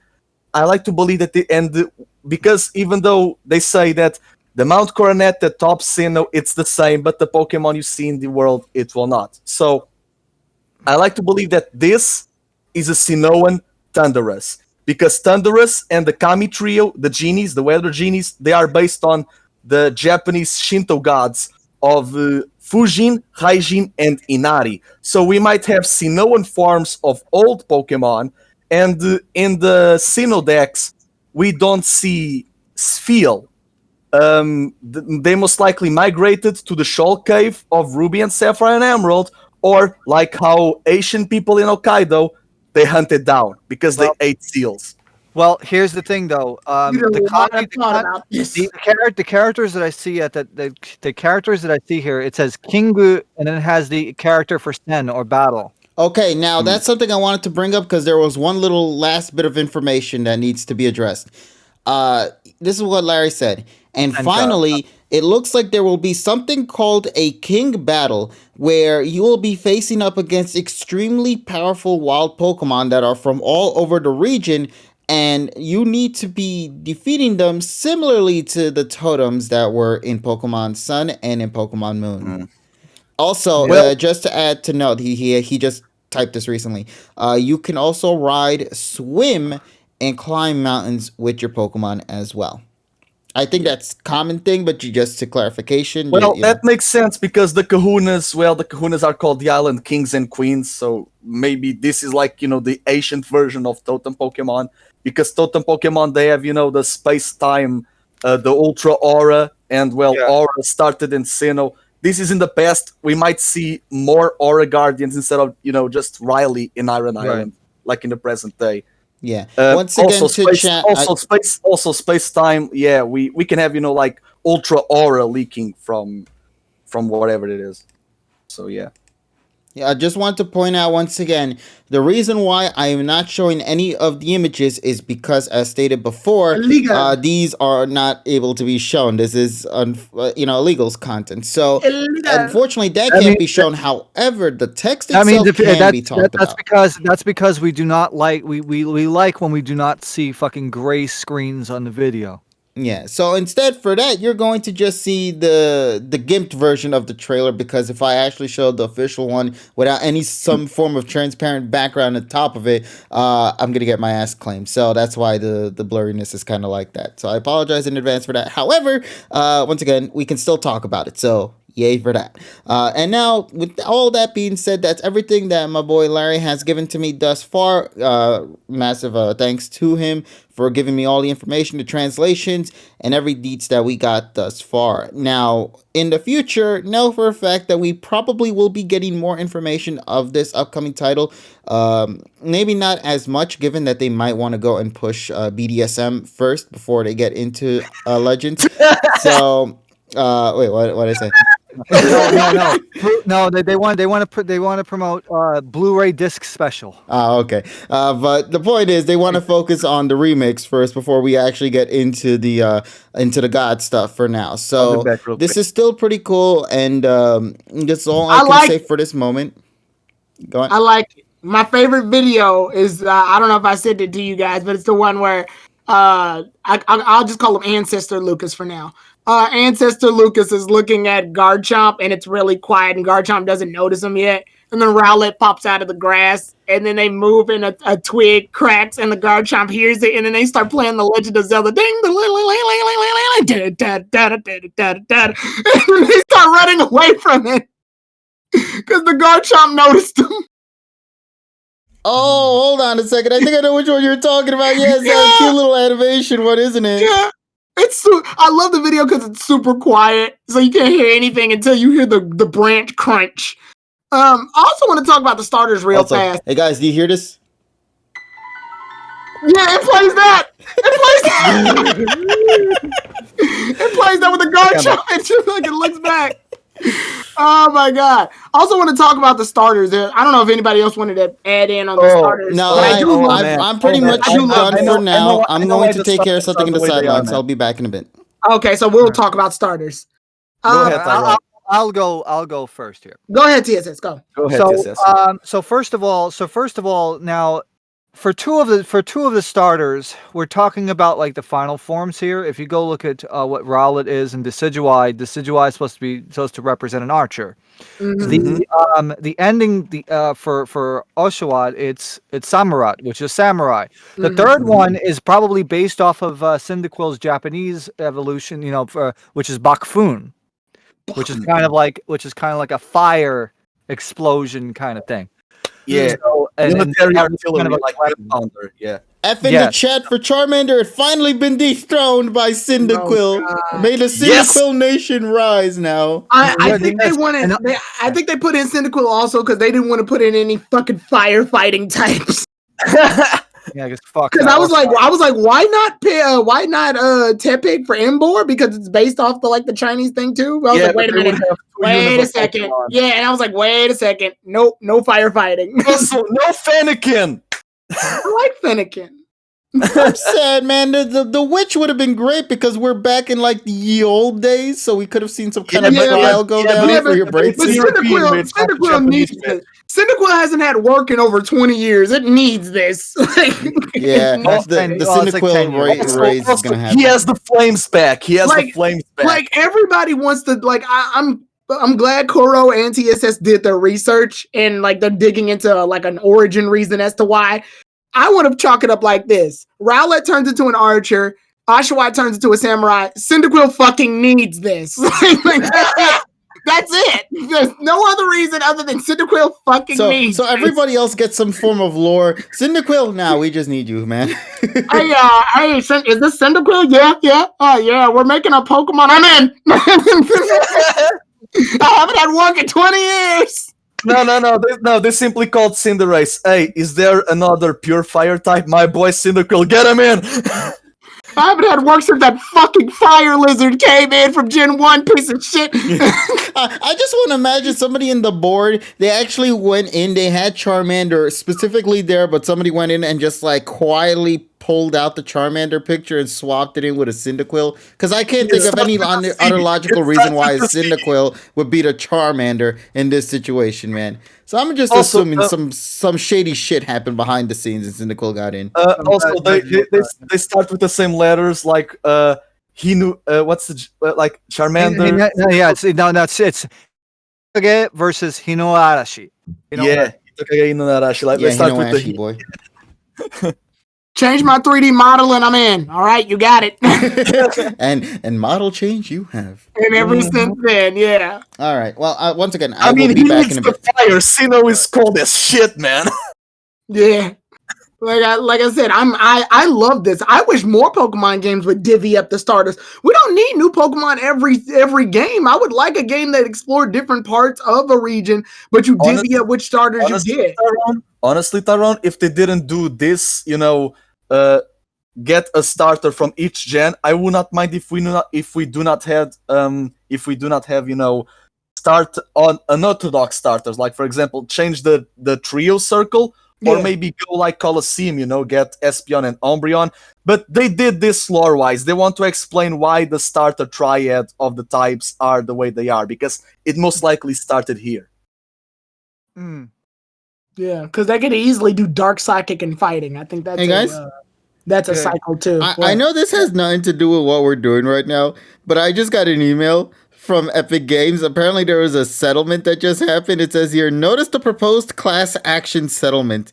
Apparently I'm eligible to receive a compensation cash thingy. What? What is it, $2.33? I have no idea. But basically a lawsuit happened with Epic Games and I think they lost. Because it says here, if you play Fortnite or Rocket League between July 1st, 2015 and February 25th, 2021, and exchanged in-game virtual currency for any in-game item or purchased in-game virtual currency for use within Fortnite or Rocket League, you may be eligible to receive cash compensation or in-game virtual currency from a class action settlement. In other words, free money. Okay. Yeah. I'm gonna go but- continue reading this in Yeah. the sidelines, but I think I just made me some free money, so I'm gonna go and check on Nice. that right now. Anyway, back to the Pokemon show. Is it $5? $5. $5. $5 V-Bucks. Wait, you can't use that because that's nothing. It's nothing in this fucking game. Damn. So yeah, so getting back to this, so the era of the game, you look at how the architecture is. Yeah. You know, I was talking to Kuro about this a few days ago, and we thinking like it's maybe early to mid Showa era, like maybe 1930s and maybe to post war. So between World War I and World War II. No, between World War I and maybe the 1960s. Oh, so okay. Yeah, because when I saw that, I thought maybe if this is 50 years prior, around that, like Gen Zero, like Showa, or if it was 100, it would be between the war that they had with Russia, because we don't see the Russian islands of Hokkaido, Right. the Meiji era. If this was 150 years prior, like the end of the Edo era, and when the first Indigo League was made, because that's the whole premise, I would love the idea, like if this was 150 years prior, the game Right. takes place when the Meiji. Ekrotik towers are burned. But Yeah, if like it's Showa, Meiji. it's Showa. It's Gen Zero. And if they had new Pokemon like how they did in the Ultra games, maybe this is like Gen Zero, but also Gen 8.5. Like I want to have new Pokemon, you know? Right. Sweetie, you heard new they forms. burned the Ekrotik tower down in Johto. What the fuck? There's always something happening with them. Mm. Because later, if you zoom forward into the future, the red Gyarados attacks the Lake of Rage and Sinnoh. Yeah. John, I do not think it's 15 to 1800 because if you look carefully, if you look at how the building is lit, Yeah, we have roof tiles and kerosene lamps and yeah, so probably like I said, either late Meiji era or early Showa era, so it's the 20th century. probably 20th century. Yeah. Yeah. Okay. So it's maybe makes sense. Yeah. Yeah. Do you have anything to say about this, like in regards to the starters? Because I'm just glad they divvied them up. okay, so here's the thing. In regards to the starters, what I have here is that they make sense because, well, they are, Rowlet, it's the Ainu culture. They respect owls because it's about spirituality and the world, of the dead. So it's kind of a hint of a distortion world. They are an archer, and it kind of links something in the end of the Sun and Moon manga with the character of Moon, but I will not spoil that.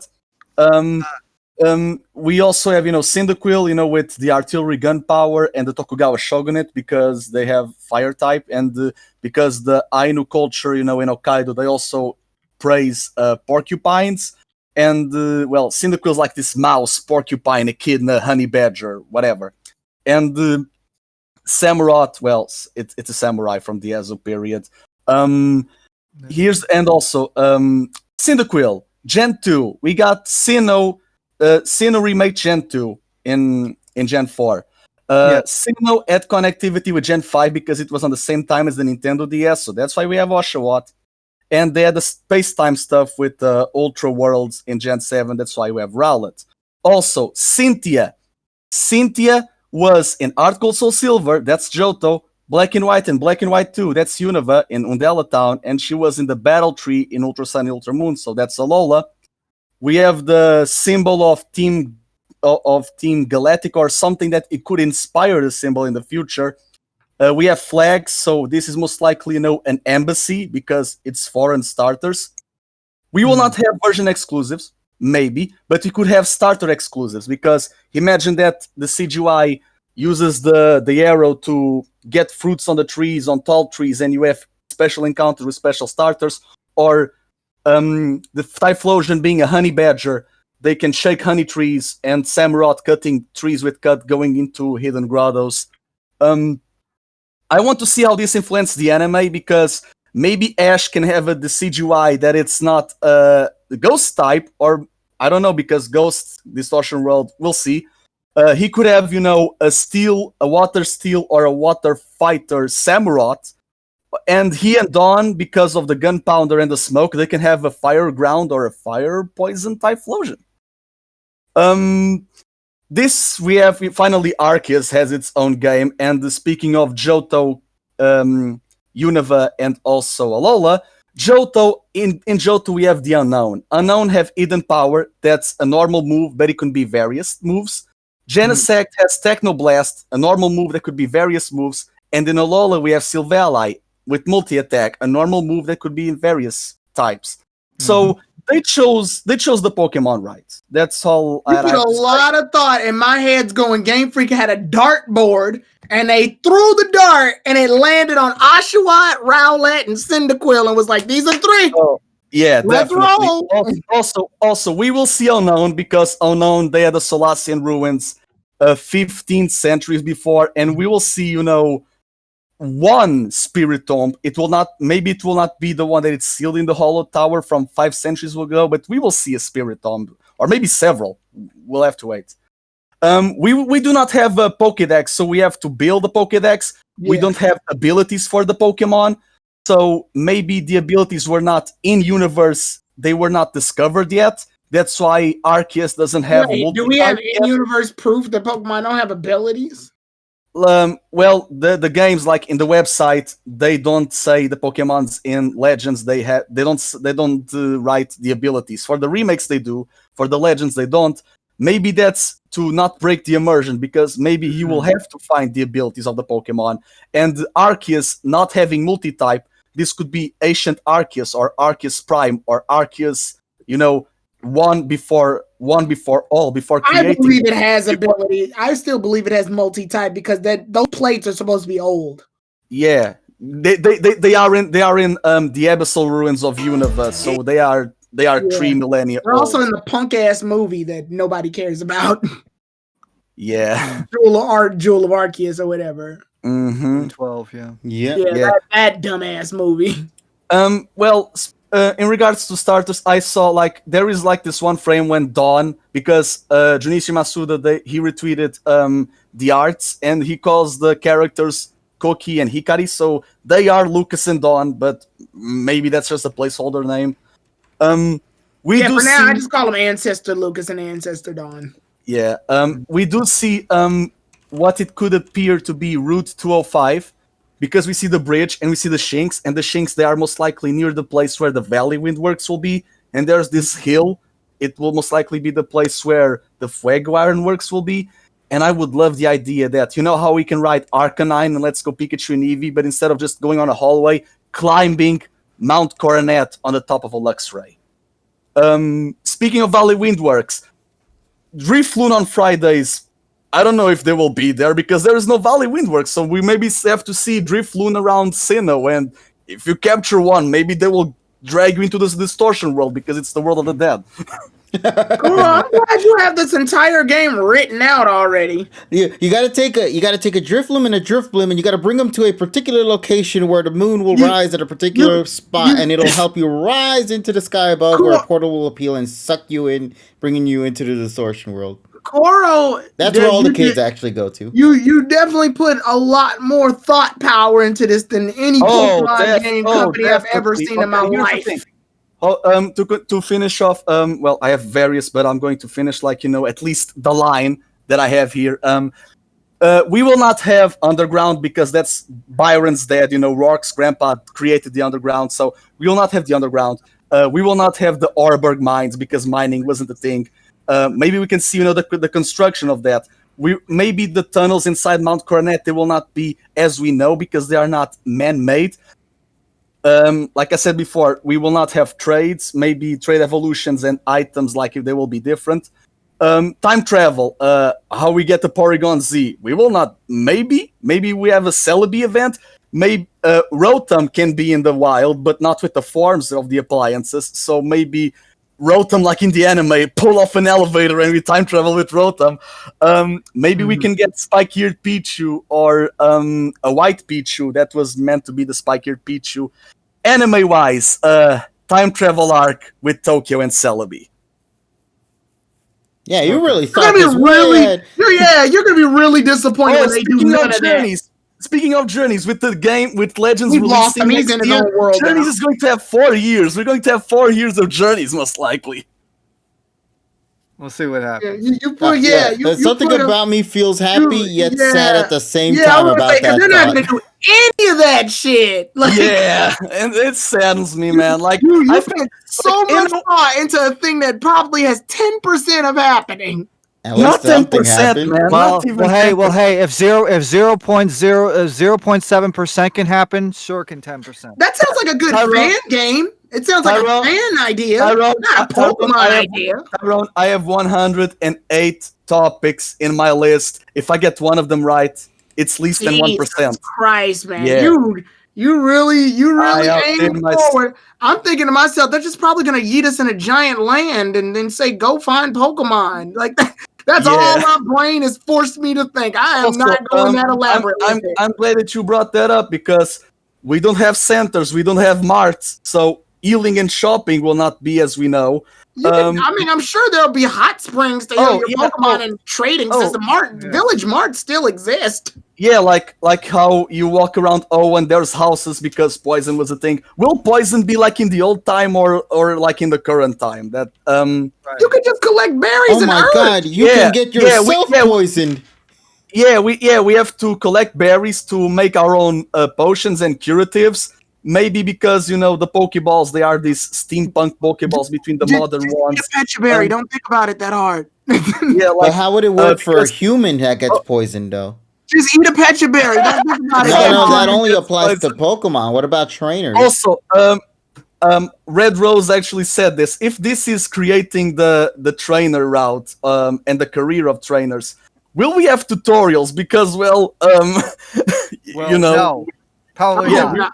we will Oh, not have God. tutorials. I hate No games way. that have to like sit there and teach you everything. Let me Yeah, learn. because there is nothing to teach, right? You're the one creating the whole Exactly. environment. Also, the Pokeballs, like, I want to see if we can craft them, like, the apricorns in Gen 2. And, we also have Pokeballs introduced in Gen 5 and 7. They were the Dream and the Beast Balls. So, I want to see if the things that we create are inspirations for the future, Like, for example, many of our discoveries can be in the library of Canalave. The Pokeball system, like, because they are made of wood and not metal, that's why maybe the Pokemon weight, they are not compressed. There's still metal on the Pokeballs, by the way. Yeah, Just not as much. Yeah, because of the It zipper. also has Yeah, a sus logo in it too. So. exactly. Yeah, Arceus, Legends Arceus, it's sus. But yeah, like for example, in Unova, Alder carries more than 6 Pokemon because he doesn't know how to use computer. That's what they explained. So we will most likely carry 6 Pokemon because it's more of a, for example, it's the two Triforces, the Alga, Palkia, and Arceus, and then the Lake Trio. Like each Pokemon that you carry symbolically will be blessed by the Guardians of Sinnoh. Maybe you work as a soldier for the Imperial Army or the self-defense of Japan. Like for example, being a trainer is like being an alchemist in FMA. Right. And yeah, we start the starters, and this is like this game. We have to shift the paradigm for this game because this game is like in the first opening.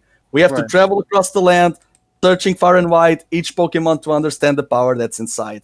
Also, in the trailer, we do see narration. Are they going to have narration and voice acting, at least in the cutscenes? If we do have cutscenes.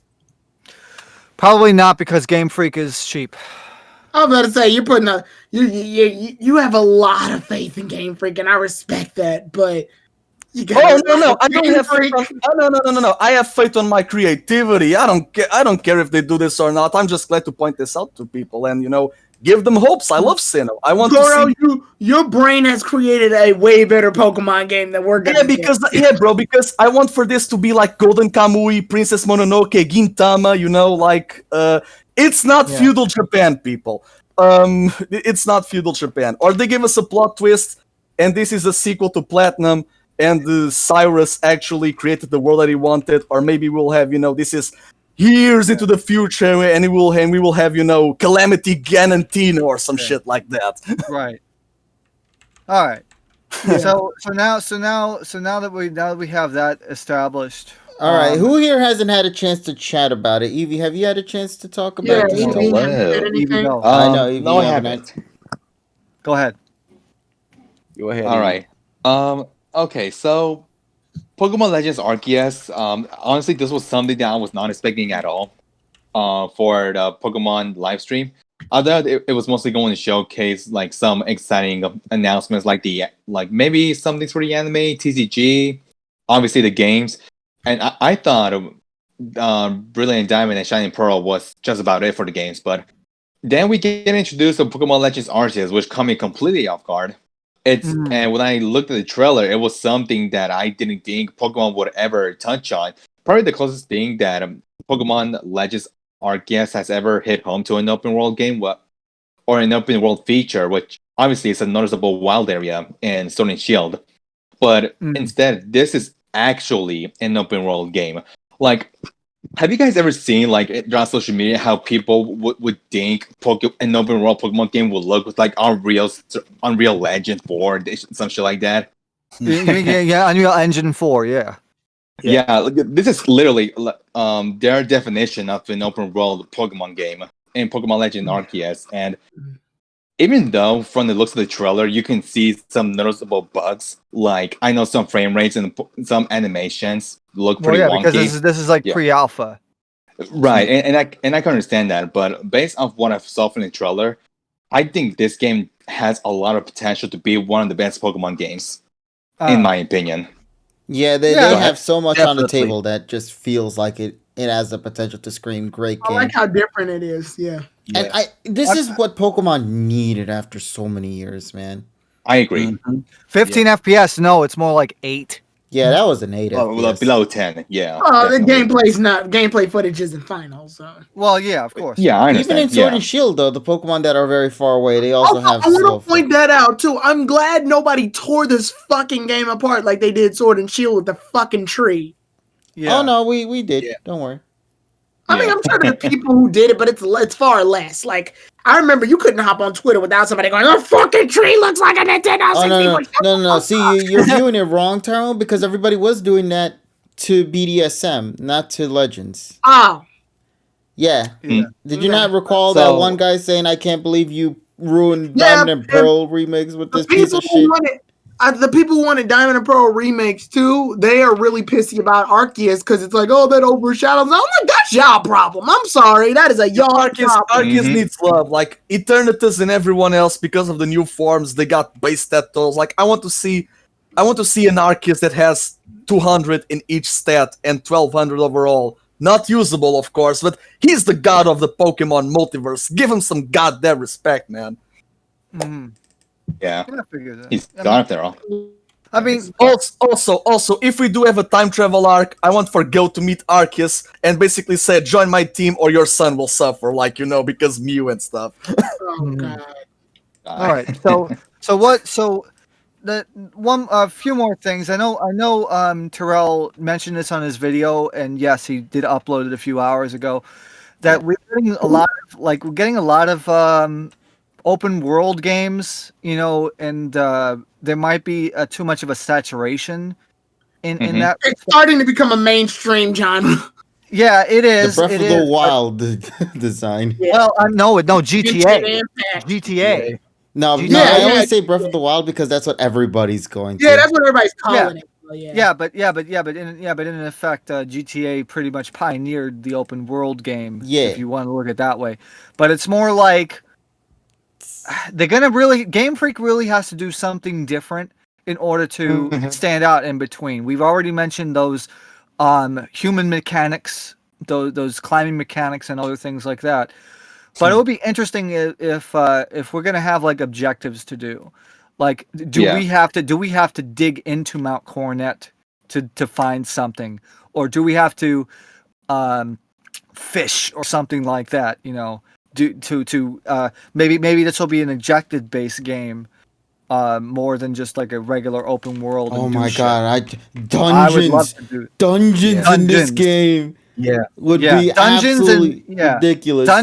Yeah, dungeons and maybe, like I said, objective-based things that unlock once you complete the objectives. Yeah, because there's some I would games love out to have there, that. specifically like JRPGs, that sort of do that, where it's like Yeah, when like you Yokai begin the Watch. game, Yokai Watch does that. yeah, where you gain access to a dungeon, but you don't gain access to the entire dungeon at the start of the game until you acquire certain techniques or special moves that allow you to break through or access new spots Right. from previously existing areas, giving you more access to newer Pokemon that reside deeper into the caves or into the dungeons. I think that Yeah, would be like really cool because getting it'll give surf- replay value to it. Yeah, getting Mhm. surf and rock climb is what allows you to get Bronzong. Mm. So yeah. Yeah. I'm glad that you guys talk about this because we do have, for example, well, again, we do not have a ranger, so I don't know if the Manaphy egg will actually be a thing. We don't have the Sinnoh Underground, but what if we have, again, I'm hoping too much for this. Sorry, Taran, but Sinnoh Underwater. And hear me out. In the trailer, we do see a book with the Sinnoh Vault, and the Sinnoh Vault, they don't have, the Russian islands that are part of Hokkaido. But we do see 2 books, like, below. So I think we are going to get a West Sea DLC and a East Sea DLC. The West Sea, we can go to the Iron, Full Moon, and New Moon Island to get Lucario and the Aura Guardian stuff, and also for the Cresselia and Darkrai. The East Sea DLC being for go to the Leak Island, the Flower Paradise for Shaman, and for the Battle Zone for Eatran. Sinnoh Underwater, because Abyssal Ruins in Unova, they have the Arceus plates. Also, breeding will be different because Ditto will not exist in this point in time. I have to see them doing it. Oh God! You will have Welcome to Animal Planet. yeah, you will. Please, we have to have the history or whatever. Discovery Channel. Yeah, it has to be there at the top right. And we have to play the Bad Touch by the Bloodhound Gang while they're doing it. Well, yeah, there will be no Master Ball to capture Arceus. It will be most likely like something as a link, like in Conquest. Yeah. If this is a prequel, and this is Sinnoh with Shaman and Flowers, will we see AZ and Floette in this game? No. I'm They have waiting. long since abandoned that plot. Yeah, AZ is just a dream at this point. Yeah, they abandoned that plot. They're not going to come back to that. And besides, will again, say this is a completely different thing. So it's like, yeah. Yeah, and I was in Yeah. Gallows. But Legends hopes a possibility, because now that Sinnoh got confirmed, everyone's saying Unova remakes, and I'm like, Slow down. okay. So here's the thing. Because everyone, including myself, we were calculating the Sinnoh remakes for the previous year because Gen 1 was 8, Gen 2 was 10, Gen 3 was 12, so Gen 4 will be a 14-year interval. But now we have 2004, 2009, 2014, 2021, so it goes 5, 5, 7. So the next one should be in 7 years for Gen 10 in the console after the Switch for 2028. But hear me out. Legends Original Dragon, because Kyurem has its own game, and Legends Zygarde. So it would be 2 versions, and instead of choosing a version, they would get money because you would buy both and you would play in the aftermath of the Kalos and Unova Wars. That's way too far ahead right now to just think about that. We all need to wait to see how far this is going to go. Let's not make it a practice to legendary thing, because then it lose. I only want this game to get that treatment. No, I want Black and White to get it because I still want to know the original dragon. The origin of They're not gonna. Primal Kyurem with Godstone or something. Game Freak has a bad habit of bringing stuff up but never coming to a conclusion. So that's why these games exist, because think about it. Specifically in Black and White, they stated the reasoning why it is unidentified Pokemon that made fucking Entei, Raikou, and Suicune. You think they're gonna pull this shit through? Nah. Well, I mean, you have to wait and see. This is another situation where we're just gonna have to wait till find out, because it's a shame when the fans did a better job of figuring that out and going, oh, it's Flareon. No, but see, we figured it out, but we never. never got the confirmation. They didn't get the in-game. confirmation because they're not thinking about that. They abandoned that shit. They move on. They're a company first and a lore second. Pokemon Legends is a great opportunity for the players to explore any of the lore that has been concluded or figured out at further detail. So I think you guys want fans to work at Game Freak. Fans don't work at Game Freak, people. Company business suits that are in their 40s works at Game Freak. You do realize the lore of this game still with like Sword and Shield as well. So I mean, the lore is still there. They know it exists. KG, that's the thing. This game, before existing, already has more story than Sword and Shield. And we don't even know the plot of this game. We don't even know the plot, but we know there's plot. All I'm just saying is that it's going to be a missed opportunity for the developers to not hit on the lore. Yeah. You think they care about missed opportunities? They've been missing opportunities for years. Like what? All the other potential stuff. AZ himself. The only exception is that this game takes place years ago. What happened to that multiverse thing that Zinnia brought up?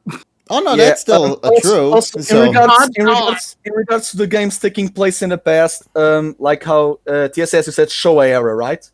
Yes. So here's the thing. In regards to the professor, well, this is the Pokemon world. Like, we see weird stuff in regards to the timeline because Unova, they had medieval American in the USA, and it was in a time where Roman and Egypt were ruling the world, and they have the Musketeers of France, the Swords of Justice. So time does not go exactly, but for the Sinnoh, the professor, maybe we can see, it depends on the time frame, but if this game is like 50 years before Diamond and Pearl, we can see, the professor being Professor Grant Oak from Pokemon Home. Maybe we can see baby Professor Oak. We can see... How old do you think Professor Oak is? Professor Oak is 50 in Diamond and Pearl. Yeah, not 50,000. Okay, so we can see 10-year-old Rowan and Bertha of the Elite Four. We can see the young grandpa of Cyrus, or the young version of the Cynthia's grandmother. Heck, Cynthia's grandmother can be the professor because in the anime she's one, Professor Carolina. And maybe the starting town could be Celestic because it's lore, it's in the middle of the region, it gives multiple options to roam, and it's near Mount Coronet. It can be in Canalave because of the lore and the port, so commerce, business, sea. It could be in Jubilife because Sapporo is the capital of Hokkaido, and that's also near the sea, Route 218. But if it's near the sea, because, traveling in foreign lands, it could be Sunny Shore of Astoria. Mm-hmm. Okay. Yeah, I love how you guys are thinking like these names existed since like the old days, but I think it's just going to be called Town 1. Or maybe Sandjam. Just don't make it Twin Leaf Town. Yeah, I don't know. I'm kind of curious because like they didn't think of the names. They probably just went a town. Exactly. A town, B town, C town, D town. Town A. Yeah, town. No, C town's a supermarket. Get it right. Oh, I'm sorry. So we're gonna finally learn the lore of how C town was first crafted. Oh, where you come from? Yes or no? In Ruby and Sapphire. Yes, I came from yes. Also, this game is promoted to be released on early 2022. Maybe it could be the first half of the year, but Fire Emblem Three Houses was released in July. So you know what I think? February. I think this game's gonna release before the end of the fiscal year, which is I think March, right? March 31st. Yeah. I want to say March or February. I want to say February only because anniversary release. Exactly. if that's the thing, the winter releases that I have for the Legend Arceus, it's February 27 when Pokemon turns 26. March 3rd, that's when the Switch turns 5. If it's for the spring, April 4th, because 4 Generation 4, that's also the birthday of the Lucas incarnation in the manga. April 42, that's 15 years after the US release of Diamond and Pearl, and it's on a Friday, and they release games on Fridays. Last date, it's May 7th, because that's when traditional summer starts in Japan, and they announced Art Gold and Soul Silver and Auras in 2009, in 2014. So maybe releasing the quote unquote new game in the dates that they started, Right. the remakes, even though these are not remakes. They are Right. prequels. All right. All right. And now let's go eat some ramen. Oh, you got something you want to I'm say? very sorry, quick- Pokemon yeah. Snap. People cared about you. I did, at least. Yeah, I did too. Hey, we can still talk about the episode. Well, you've created the Pokemon Legends game already, so Yeah. All right, Evie, Yeah. what was it, buddy? Just two very quick points before we do move on to the main dish. Sure. I'm kind of interested to see how weather conditions are going to affect your exploration in Mhm. Pokemon Legends. Mhm. That's Right. one thing to look out for. And Yes. is this going to remain? Is this going to be just a single player game? It yeah, is. we Like, talked do you about think- that. We We already- talked we about that already know. earlier. Yeah, but like, Oh, you- okay, go on, Evie. Okay, no, I wasn't here when you guys were talking about that. My bad. Yeah, they did confirm via the presentation that it is going to be a single player action RPG game. However, the thing about it is that maybe the story itself is, based on just a single player concept, but we're not sure if maybe there might still be some multiplayer aspect to it. But I don't think it's going to be as big as ambitious as people might expect it to be. Like you can free roam with your buddies, I mean, are you guys even thinking there were problems with multiplayer features? Oh no, man! Listen, would Genshin prefer- I Impact would has actually told me prefer we can this. do that. If we can do like that with Genshin Impact, I think Pokemon Legends, like with 2 people or 3 people going in the region and I exploring. would My worlds. prefer issue- it to be my limited. issue- my issue with something like that, and with my- the graphics. My issue with something like that is this. The problem is people can play Genshin Impact on devices that are faster than the Switch. And the Mhm. funny thing is, There you Genshin go. Impact is coming out on the Switch relatively soon. So Yes, but the thing is though, they're gonna have to dumb it down pretty much. Like my Xiaomi phone, the one that I don't use as a phone, sorry Tyrone, is actually faster than the Switch. yeah, so that's why I'm kind of curious to see how that's all going to play out. We'll find out when that game releases, whenever the hell Exactly. it wants to. 2022. Yeah. Okay. So I think So, with that being said, we're obviously going to Moving take on. this chance to what do you say? Get into the review. Yeah, let's go. As I did state before, ladies and gentlemen, this was going to be one of the longer sessions for the PokePod because we had a lot to talk about. No, it's good. Actually, it'll be good because now we can actually go back and see how many things we were right. Even if you got one right. Not specifically we. He. Yeah. he brought so much to the table. Yeah, he. Yeah. Before we go to the anime, like I said, like for example, the movies and also anime time travel arc, I want for Dawn to return and do a performance in the traditional outfit, just a mere plug.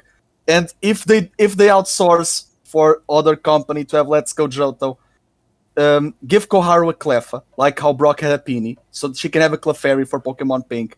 And for Sinnoh, give her a Cherrim. Please, give Koharu a Cherrim. But before that, Ponyta. Come on. She deserves cute Pokemon. Come on, man. All right, now then. Other than that, we're not going to talk about the Post Malone concert. Other than that, by being unreal. No, Oh, there's shit, no. Matt. Yeah. I have three statements for that. 1, 12 minutes is not a concert. Number 2, I didn't know Auto-Tune Goats was music. And number 3, sex lyrics in a Pokemon video. And 4, I rather have the watermelon. Next. By being unreal. Hey, by the way. I do want to bring up something nice. During they that, they did Squirtle dirty, man. no, Squirtle was here's not the even thing there. though. In the same day that the Post Malone concert was happening in Japan, the Bump of Chicken actually was doing a live performance of their Pokemon song. Casey, I think that's how you pronounce it. And they did a live concert performance of that song on Pokemon Days. So, I mean, even though it's just one song, that song still thematically fit perfectly with what was happening and not sexto, Here's my thing. Oh, yeah, review. 'Cause I ended up watching it, and it was definitely something. I remember appealing, they yeah. said Katy Perry was making a song for Pokemon or some shit. They too, did right? confirm that, and they also Mhm. brought in, and this is my shocker, J Balvin to do this too. I didn't realize they Well, were going to go into here's the my Latin thing. market with that one. Well, I'm excited. Here's my thing, and I don't think I'm gonna get a lot of argument against it. I think Katy Perry would have been a better person to do the concert. Like, why didn't she just do it? I feel like that would have been a better fit. I don't know. Post Malone, I get it. He's popular. He's big. I got why. They just did Post Malone because his initials are PM, like Pokemon. I get. Oh God. I guess I don't know. Katy Perry just felt like she would have been a better fit. Like I think and every time I say that to people agree with me. They're like, yeah, that makes a lot more sense. Why didn't she just do it? Like, yeah, she could have ended the concert with fireworks. Mm-hmm. Exactly. I don't know. It just felt better to me. Also, the CGI stuff, it looked nice, but I kind of wish they had just did like I like when, I don't know, back in the day when we had celebrities openly active with Pokemon, I want to say during the first, second, and third movies, I like when like they did the little like, when Ash and the others would be traveling to different spots and you get like the music in the background. I liked that. I liked stuff like that because it felt like it's just an old-fashioned music video that just happens to have Pokemon in it. I feel like that would have been a better setup, or at least make like the lyrics work with what's happening on screen. Like, I don't know how the sex part would work on that. I'm not gonna tackle that. Post Malone, they chose the wrong person for that. I'm saying like I think he has a great song, not the best way to do a concert though for a Pokemon game. And then the girl like you or whatever, the one with the Ecruteak theme in it. That one I like. That one I thought. The funny thing is that's a cover.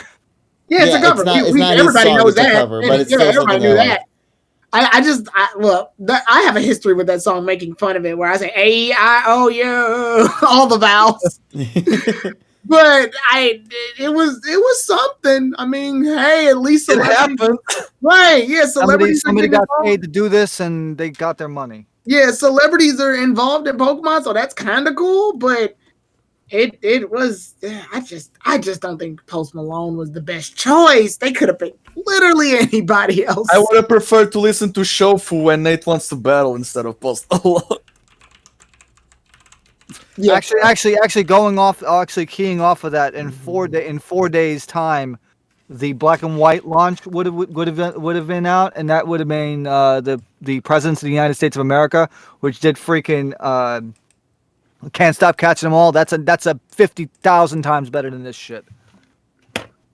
Yeah, I don't know. I just it existed and therefore it is. So I guess we can move on to the next thing. Yes. Yeah, you mean the actual topic? Now we get for the second hour. Wait, what do you mean this third hour? Yeah, that means Pokemon. We get to see Satoshi and Go eating ramen. That's the best. That's the only thing that matters. All right, everybody. And that's also, the end of the review. Thank you, everybody, for hopping in. I'm just kidding. Come back. Yeah. Also, Kodak on the Dark Side of the Moon album cover. That's great shit. Now, okay, let's start breaking things down. This is a romance episode, I want to say. I got words for this episode. Okay, I'm going to say this right now. This episode got me. I don't care how obvious that shit was. Like, I didn't actually put much thought into it. I know everybody read the room. I never read what happened. So I just fell for that fake out that they did at the end. Yes. I didn't pay attention to the fact that she never called the dude by her name, which I don't think we ever got the name of the dude. I never realized about the abusive amount of Psyduck. I thought it had something to do with the trainer, just like Oharu. So when that ending just speckle-dwarfed me with that outcome and be like, hey, it's not the guy, it's the Psyduck. And I'm like, bruh, I've never seen a man get cucked so hard than with a Psyduck right here and there. And you could see like he was having those emotional eyes for her and she was starting to cry and blush and I was like, oh my god, this is a true anime moment. She even did the typical bread on the mouth thing that people are most familiar with past animes out there. She was blushing and crying. Yeah, I'm like, bro, they were having all of these things play out and then the outcome comes and I laughed and that was a very, very good fake out for me. Only because I never actually got the chance to read what was happening. So when the outcome we know that Kikuna is like me, where everything is fucking disorganized. God, man, when I saw that room, I'm like, damn, bitch, you live like this? Like that stupid meme that they You got roaches. Let's just fucking throw it in the closet. That's I Yeah, it. see you got exactly. roaches. Damn, I was like, bro, what the hell is all this? I could see why he was single. And like, I find, okay, first of all, I feel so bad. Why is she single? There is no reason for her to be that way. She's too wrapped up in her work. Ah, nah, man. She's married for a job, KG. Yeah, she's too wrapped Nah, up in her man. work. She can put in a relationship somewhere with somebody out there. You know that her priorities are different than Yeah, everybody. Clearly, I was thinking that. No, okay. She's the one that wants to spend fucking $3,000. She's I the one that wants to fucking spend $3,000 on Psyduck merchandise. was gonna It's not my say fucking at the problem. beginning, I was like, that's what I had thought about when the episode started. Because the episode started Also, off Eevee very tongue is the vaguely. best tongue. As the episode progressed on, then that's when you start picking up on those details, and I'm like, nah, this can't be. And then the episode comes out, and I'm like, I just enjoyed the fact that they, had this episode like because it's Psyduck focus, right? And we saw Psyduck in the raid battle against Scholar, like it was the shiny Psyduck, and the Psyduck that people most know, it's Misty's. So having this focus like this early, and not to mention that I think it's Junichi Masuda's favorite Pokemon. Correct me if I'm wrong. And well, Psyduck block a route in Sinnoh, the fog route, the route 2010. So, yeah, I actually find that they have a little nod to what they are going to reveal, but it was most likely unintentional because the episodic structure makes the story very disjointed. I like how Koharu recognizes that Ash is abandoning Gengar. Yeah. I hate that the anime acknowledges that. Yeah. Honestly. It's like, okay, I see you guys get it. That's not exactly going to make things any better if you continue to keep it that way. Twice, man. It's fourth wall breaking at its finest. I know, but it didn't need to be fourth wall breaking. You know what? It would be worse. Like it's already worse as is because in Gengar it's being abandoned twice in a way. Yeah. It would have been worse if Gengar was actually the haunter that Ash left with Sabrina. Like, oh, I returned to you for this shit? Oh, man, can you imagine? Oh, my God. Poor Gengar. Yes. All right, So- well, overall, just to wrap things up on my side, this episode, yeah, like I mentioned, it threw me off. The outcome was hilarious, and I really liked Koharu's character in this one. They also did a fake out with the opening as well, playing during the segment when they were talking with each other as they were going to her Kikuno's house. Yes. And then when the song starts getting to Oh, that yeah. verse, like, Yeah, that's Masafumi Mima at work there. That's shit. He started doing that. He already started doing that in the Sun and Moon, and that's like, I think even he did really good with this episode, I want to say. yes. So I'm happy with the direction of this episode. Absolutely great. This episode was very more character focused than Pokemon focused. Like I love the slice of life aspects. It reminds me very of besides Sun and Moon, of course. It like if this was like if we had a Vermilion City movie with the Sakuragi Institute gang, like the Power of Us, like we already had Lugia, right? But it felt like I really love that they are giving the assistants more time, and we see Emperor, we see Sota, we see Yoshino, so we see the entirety of Koharu's family. I love when they have the family of the main characters, like not they have focus, they exist, they don't shaft them like they did with Tracy. Also, we know that Vermilion City is exactly like Yokohama because Kikuna and Koharu go to Chinatown, and they get themselves the buns with the panda buns. They get the freaking dumplings. So they literally went to Chinatown, and got food. So Also, yeah, I just want to say that I actually like the moment where like Go and Ash are in the harbor and they go away. And well, we see the lepras, right? But in my mind, like this is the second winter themed episode that we have on winter. The other one was when we meet Gho's parents with Cubone.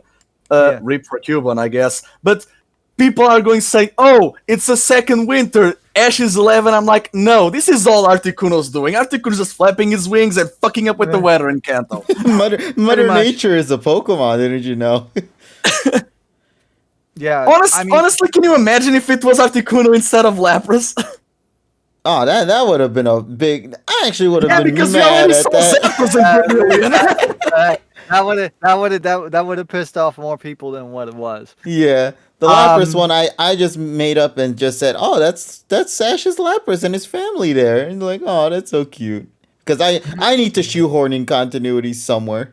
God. All right, Don't worry, that's my KG. take. Ash will have a flashback when he battles Melanie. Yeah, implying that she's coming into the show.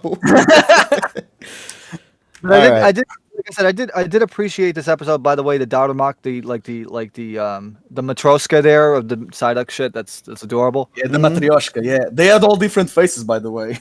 I know it's like a whole thing, but it's like I would say that in terms of like story and development, this is high for me. I gave this episode an 8.6 because this is an episode that really gets me.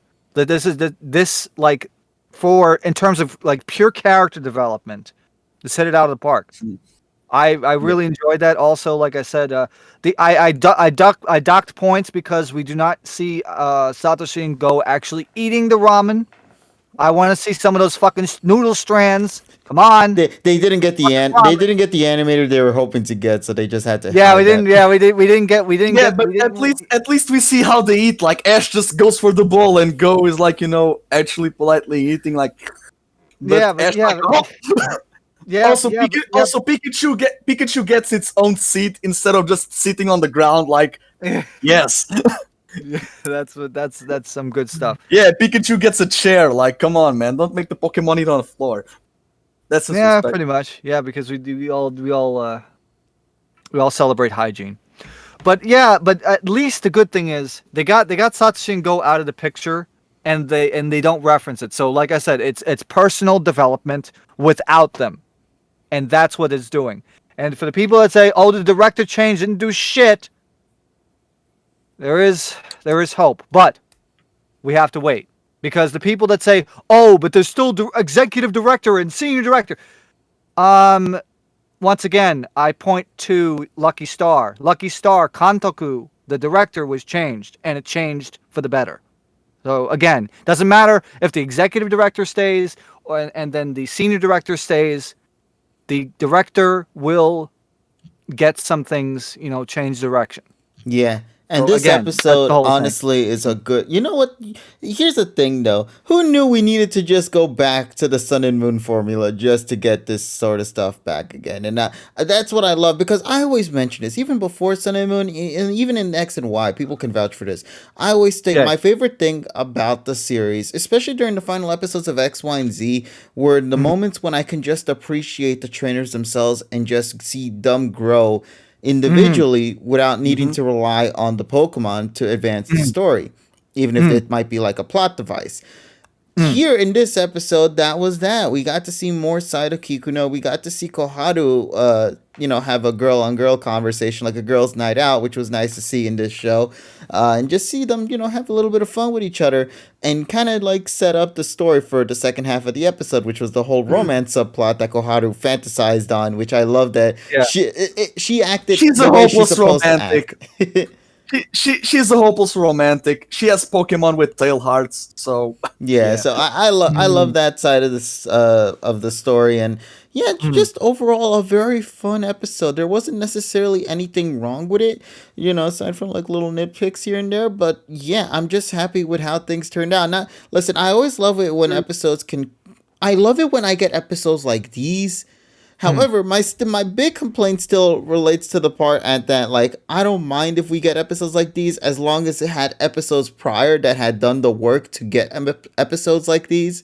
Like more development for other things first and whatnot.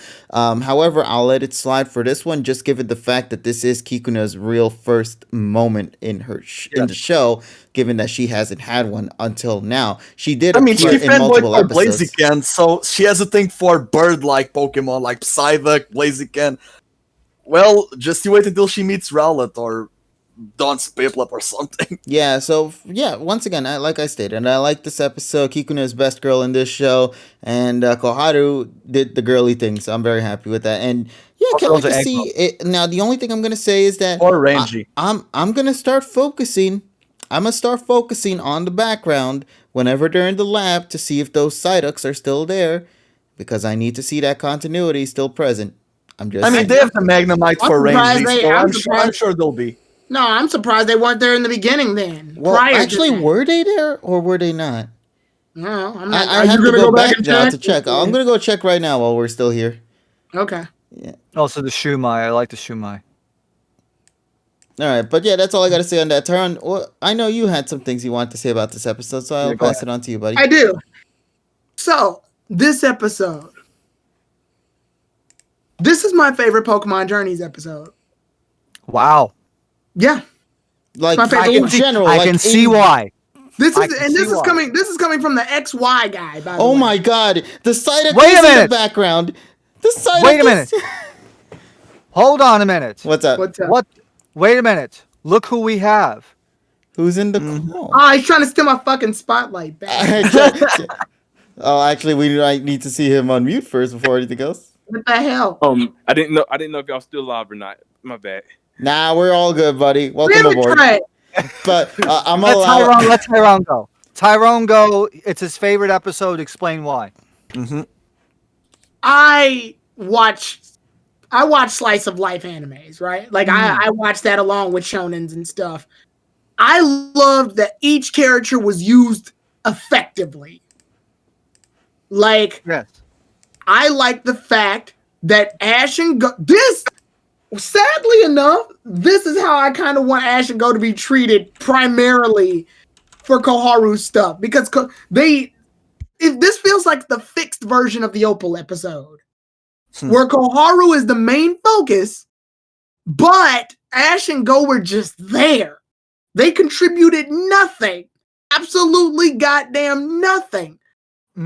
But here, their shenanigans are what causes a chain reaction to them meeting the Psyduck guy that is relevant for the later plot. So Ash mentions it, and it's not out of character, it's not out of place, and Koharu uses that information from last night to bring everything to full circle. I love this. This is how you tell a story.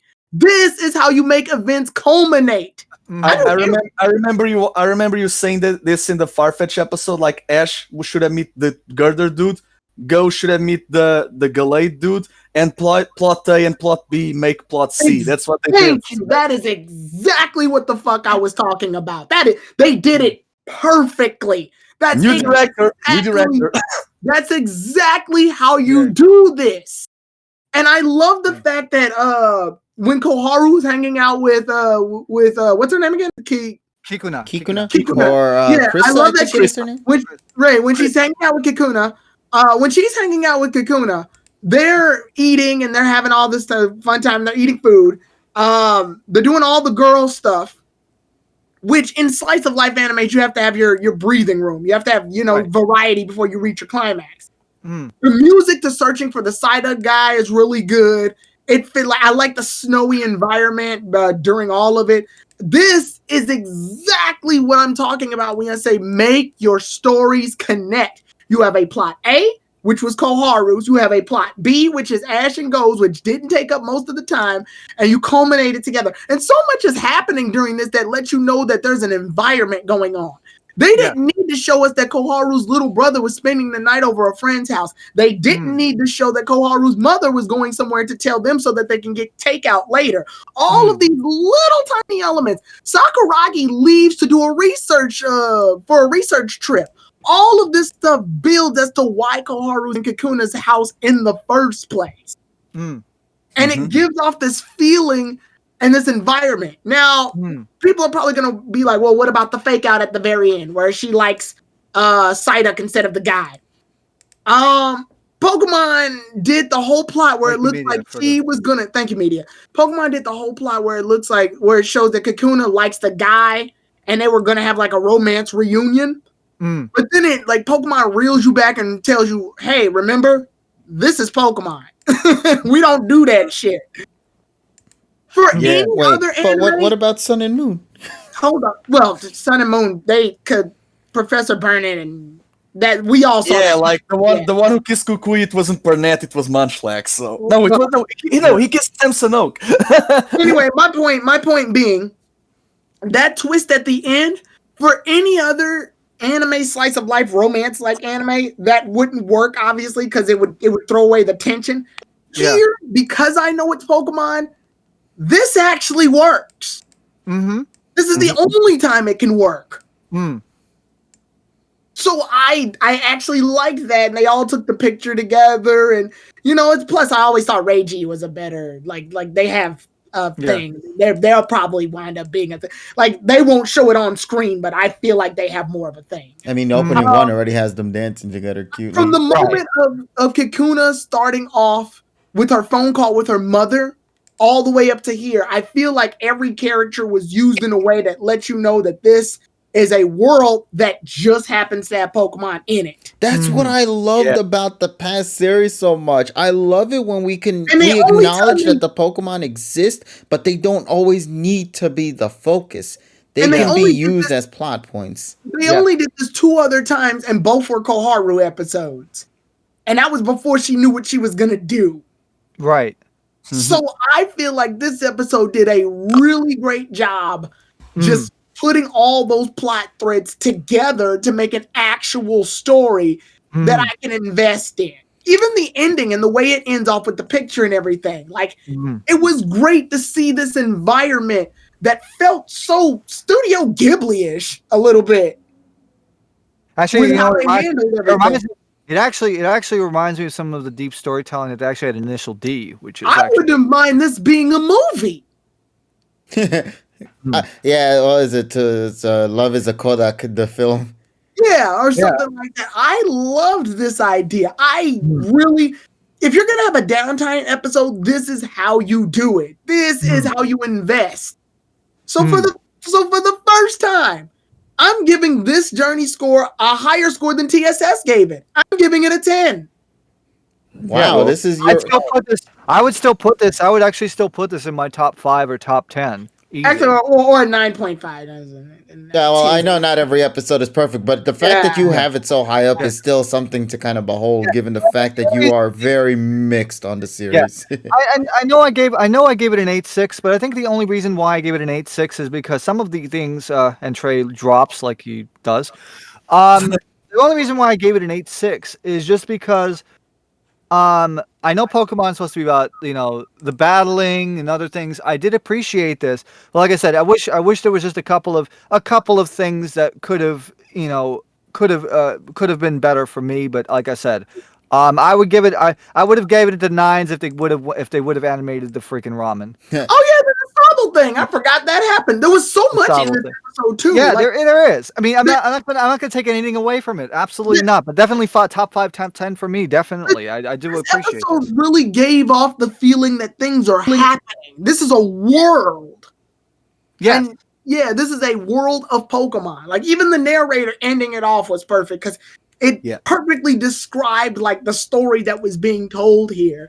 And I loved like the fact that each character didn't overstay their welcome, wasn't used as fodder. Everybody had a purpose from start to finish. We had a chance to see everything. And you know what's the best part, Tyrone? Consistency. I went back to past episodes, Tyrone, and I can confirm that the Psyduck merch actually has been present there. Next to Kikuna stuff. Also, we don't have Lucario in this episode. Before we continue, let Kuro and KG give them their number ratings if you have one, then we can go 8 out of 10. 9 out of 10. All right. Treyman, Trey. of all, hello, Trey. Hi there. How you doing? Well, for starters, I want to apologize for jumping in. No problem, man. Well, the fact that we're already late hours should kind of tell you that we're just going balls to the wall with this one. But happy to have you on board, Trader. Hey, thank you. So, wait, I'm good? Good Yeah, you're good, buddy. You can go and share your take on what you think of the episode, buddy. Score and comments. What's your score and what's the comments on this? Now, I actually got I got the lowest score out of everyone. I gave it a 7 out of 10. And Really now? the only reason for that is it was a good episode, like everyone said, but I just hate how late it happened because we're 60 episodes in and they finally are giving this character development. I kind of wish we got this episode a bit earlier. I think that would have been better fitting because for me personally, I didn't really care too much because it's like I love the Chloe stuff, like Chloe getting interested and everything like that. But for Krista's character, it's just like I hope like we get more from her in the series. Like if we get more, then yeah, this episode was good. It's just I hope this is not a one and done. Like she just gets this one episode and that's it. Like that's just my only concern. Yeah, I agree with Trey. That will hurt it in the future if they're like, okay, we did our required Kakuna stuff, we're done. No, Yeah, they that's need my to only do more, concern. man. But like I said, with the directorship, I hope that they keep something. I mean, like I said, it's still too early to tell. But we will probably find out by about another 15 episodes. Remind me, when was the shift again? What episode was the shift? 55. Which was the Bonita. Ponyta. Okay, so we had the Ponyta episode, we had the night episode, and we had this episode. Mm-hmm. I think there was a fourth one I completely skipped out on. Let me see if I. No, because this is episode 50. That's it. So That's it. I want to say this is the first time in Journeys they got a 3 for 3 out of me. I like this episode. Let's see how No. I mean, like those 3 episodes, like I still genuinely still find them favorable, and like I'm not like they were still, I rate this higher, but I'm just saying all 3 of those were favorable to me anyway. I thought the Sobble episode was one of them too. No, Mission Impossible was, I think, prior to the show. Mission Impossible was prior. Now I will say I gave it a good score, but there is a subsection to this, and I would say this gets that score for a non-action based episode. Yeah, because my favorite episode of Journeys was also the Bisky episode. Yeah. Oh, yeah. So but those are 2 different judging sections. Like I can't judge them both on the same plane. Yeah, Viscous was my favorite until the Wickstrom one. Oh yeah, the Wickstrom one was awesome. I still love the Biscuits one. I still love the Viscous. Like it's 10 out of 10 for me as well. Like with the Wickstrom episode, but at least they don't sideline Go like how they did with Viscous because it was Ash focused. They made Ash and Go work side by side instead of sidelining one or dumbing down one for the sake of the other. They make them work together. Right. And with an elite force, so yeah. Yeah. All right. Well, continue on, Trey. If you got any more to add. That's pretty much it for real. Yeah, like I said, great episode. I just hope they have it earlier, and I hope this isn't the end of her character. I hope her and the other lab assistant they get more from this. Oh yeah. I stated this earlier before you actually hopped on board, Trey. I even said like I would have loved it had we had this earlier. I'm kind of mad that this happened now, but at the same time, I'm also putting into the thought of the director change as well. So I'm viewing this from that year to now with him included in the scene or her. I'm not sure exactly who's the one. It's a him. It's Juno. It's Juno Owada. Juno Wada. So the thing is with that, I'm just saying with the new director change, I'm really enjoying it. It's like I'm not as annoyed as I was during the last few months of Journeys, man. And I'm really loving it because it's taking the elements that I love to see throughout these 3 episodes so far. Sure, they've had some minor moments here and there, but I'm really loving that the consistency it has been present there. And I'm loving that we're starting to slowly understand that there are more characters that exist in this world, not named Ash and Go, where we could just put them to the side for a little bit to focus on the other characters that have been part of this journey since episode 1 and start seeing them flesh out a little bit more. Also, notice for a fact as well, Lucario's been MIA since the shift, and the episodes have been good. You just keep that in mind, man. Just saying. So I'm hopeful for this week, Friday, because even though it's a 2-in-1, Gulpin shenanigans, I think it will be hilarious, way better than Marsh Stomp, and we will have development for Trutal. So, can I also mention one thing actually? Sure. I love the acknowledgement of Gengar's kind of like being left out, like by Chloe. Do y'all talk about that?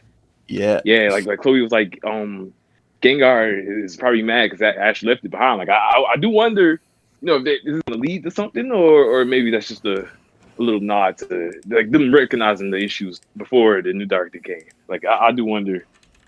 It's know. probably it's the fourth wall breaking more like. So most the new likely. director is breaking the fourth wall by joking about the decisions of the old director. Oh my god. Yeah, yeah. Before we end, I just want to say something in regards to the new Pokemon Snap, if that's okay. Sure. We got like maybe 5 minutes left. Or so. Let's just first let's comment on the preview and then we can just go and do that. Oh, Okay, the 2-in-1. The 2-in-1. So like I said, for the Choodle race thing, because it's a pun. It's supposed to be a pun. tortoise race. but it's gonna be but if you look at the title, it's actually a pun in Japanese. Let me just see here real fast. This is 58.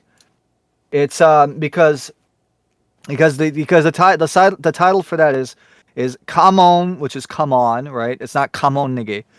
It's come on kamu kame kame race. Now kamu means like bite, right? And then kame, kamu kame, it's kamu kame, which is and then kame is turtle. Yeah. So it's kamu kame. So it's kamu kame is Turtwig, right? So it's like biting turtle, right? So it's like it's a pun in and of itself. So I think that it'll be pretty freaking cool. And also we get to see freaking Go getting engulfed by Gulpin, which is always great to look at. Yeah, because of the sticky hold ability. Yeah. Yeah, it's gonna be a fun thing to look at. I'd say that this will probably I'm gonna point it out there. Probably will be the best two-parter that we've had so far. Probably Even better than Sato King. Okay, I'm okay. Well, yeah, I mean, yeah, It had Sato the King was Magikarp good. one that's holding it back. Yeah, But then at the same time, ripped as fuck. Go and Ash though was still hilarious to me. yeah. So we have to see. It might be on par with it. It might be better than it, but I know it's not going to be the Marshtomp shit because that was like one of the worst. But we'll see. I mean, I'm looking forward to it, and we'll see what's going to happen on Friday.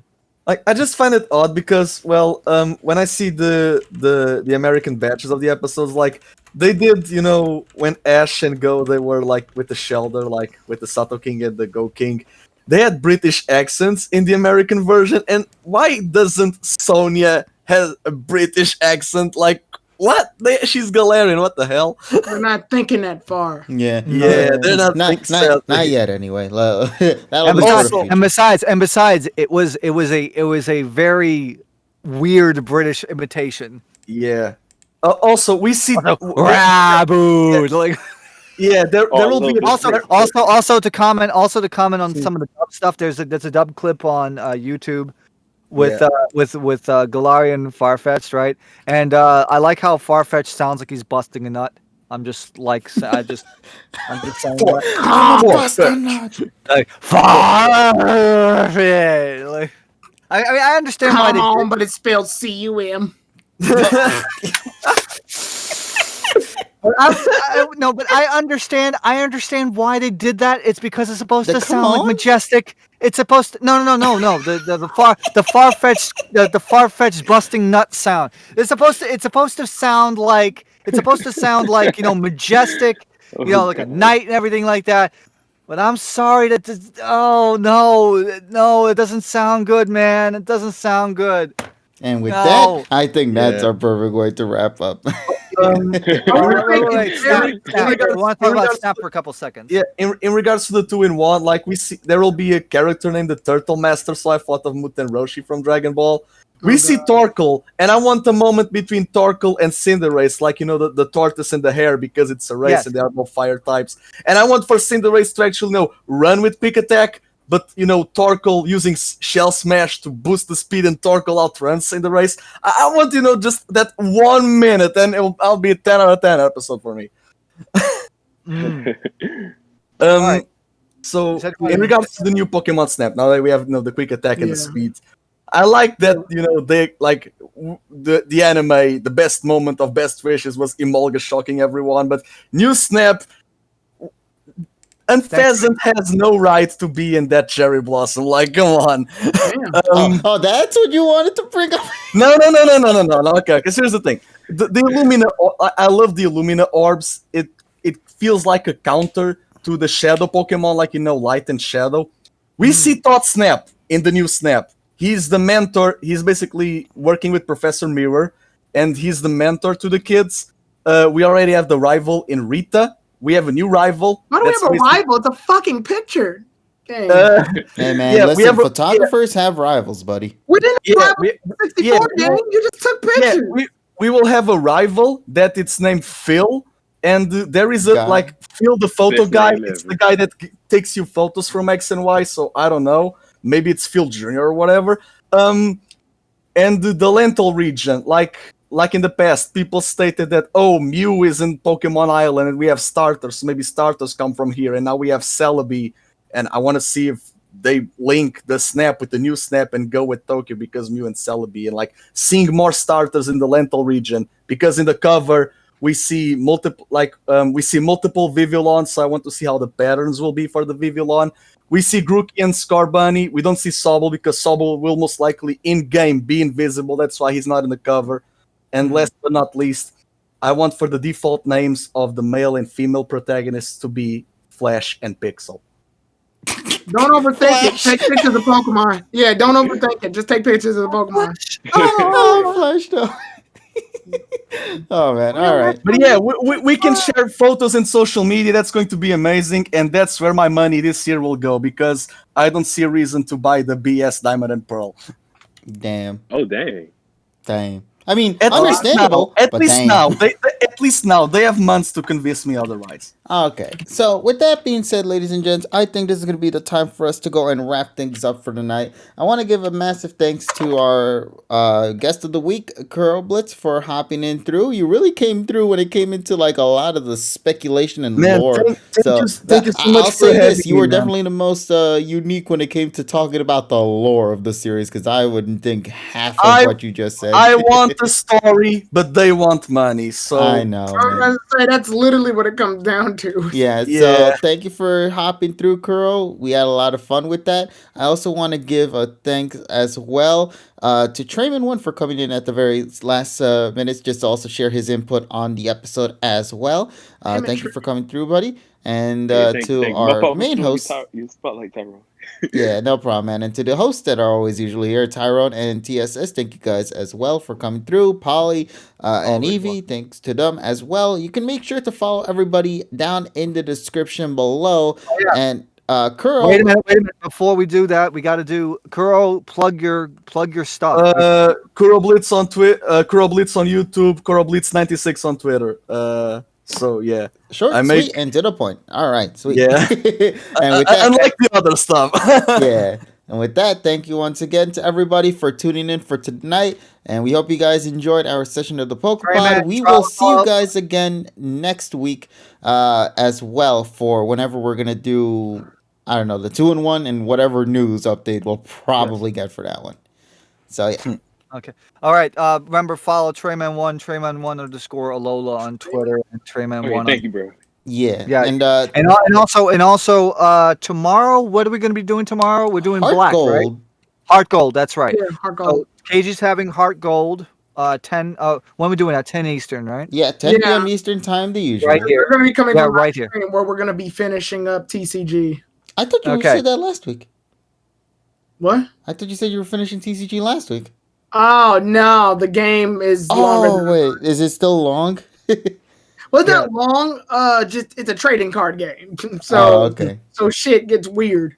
All right, don't forget, it's like Yu-Gi-Oh! A battle lasts 1 hour, but it takes it's like Namek exploding. 5 minutes takes 8 episodes. And don't forget, folks, I will have two live streams of my own on Friday night 9 p.m. Tales of Symphonia PC, TSS_Killer on Twitch. TSS Killer without the underscore on Twitter. And Saturday, we are going to finally complete the 1, 2, 3 karaoke on Age of Sub. We're going to do some transform effects, 8 p.m. Eastern for that. And come and join us. Come and join me. Because if you guys want to see how a veteran did it and me coming out of retirement for my fan subbing stuff, Be sure to check that out. Thank you. And don't forget, everybody, tune in tomorrow once again back to my channel, same time. And we're going to just go and do more of the Heart Gold and Soul Silver playthrough. So until then, everybody, my name is KG Prestige. Thank you once again for hopping through. And we'll talk with all of you guys later in whatever video we make. Take care, everyone. And as always, make sure to have yourselves an awesome day. And TSS, what's the golden words to say? Wash your fucking hands. Thank you. All right. Good night, everybody. Yeet.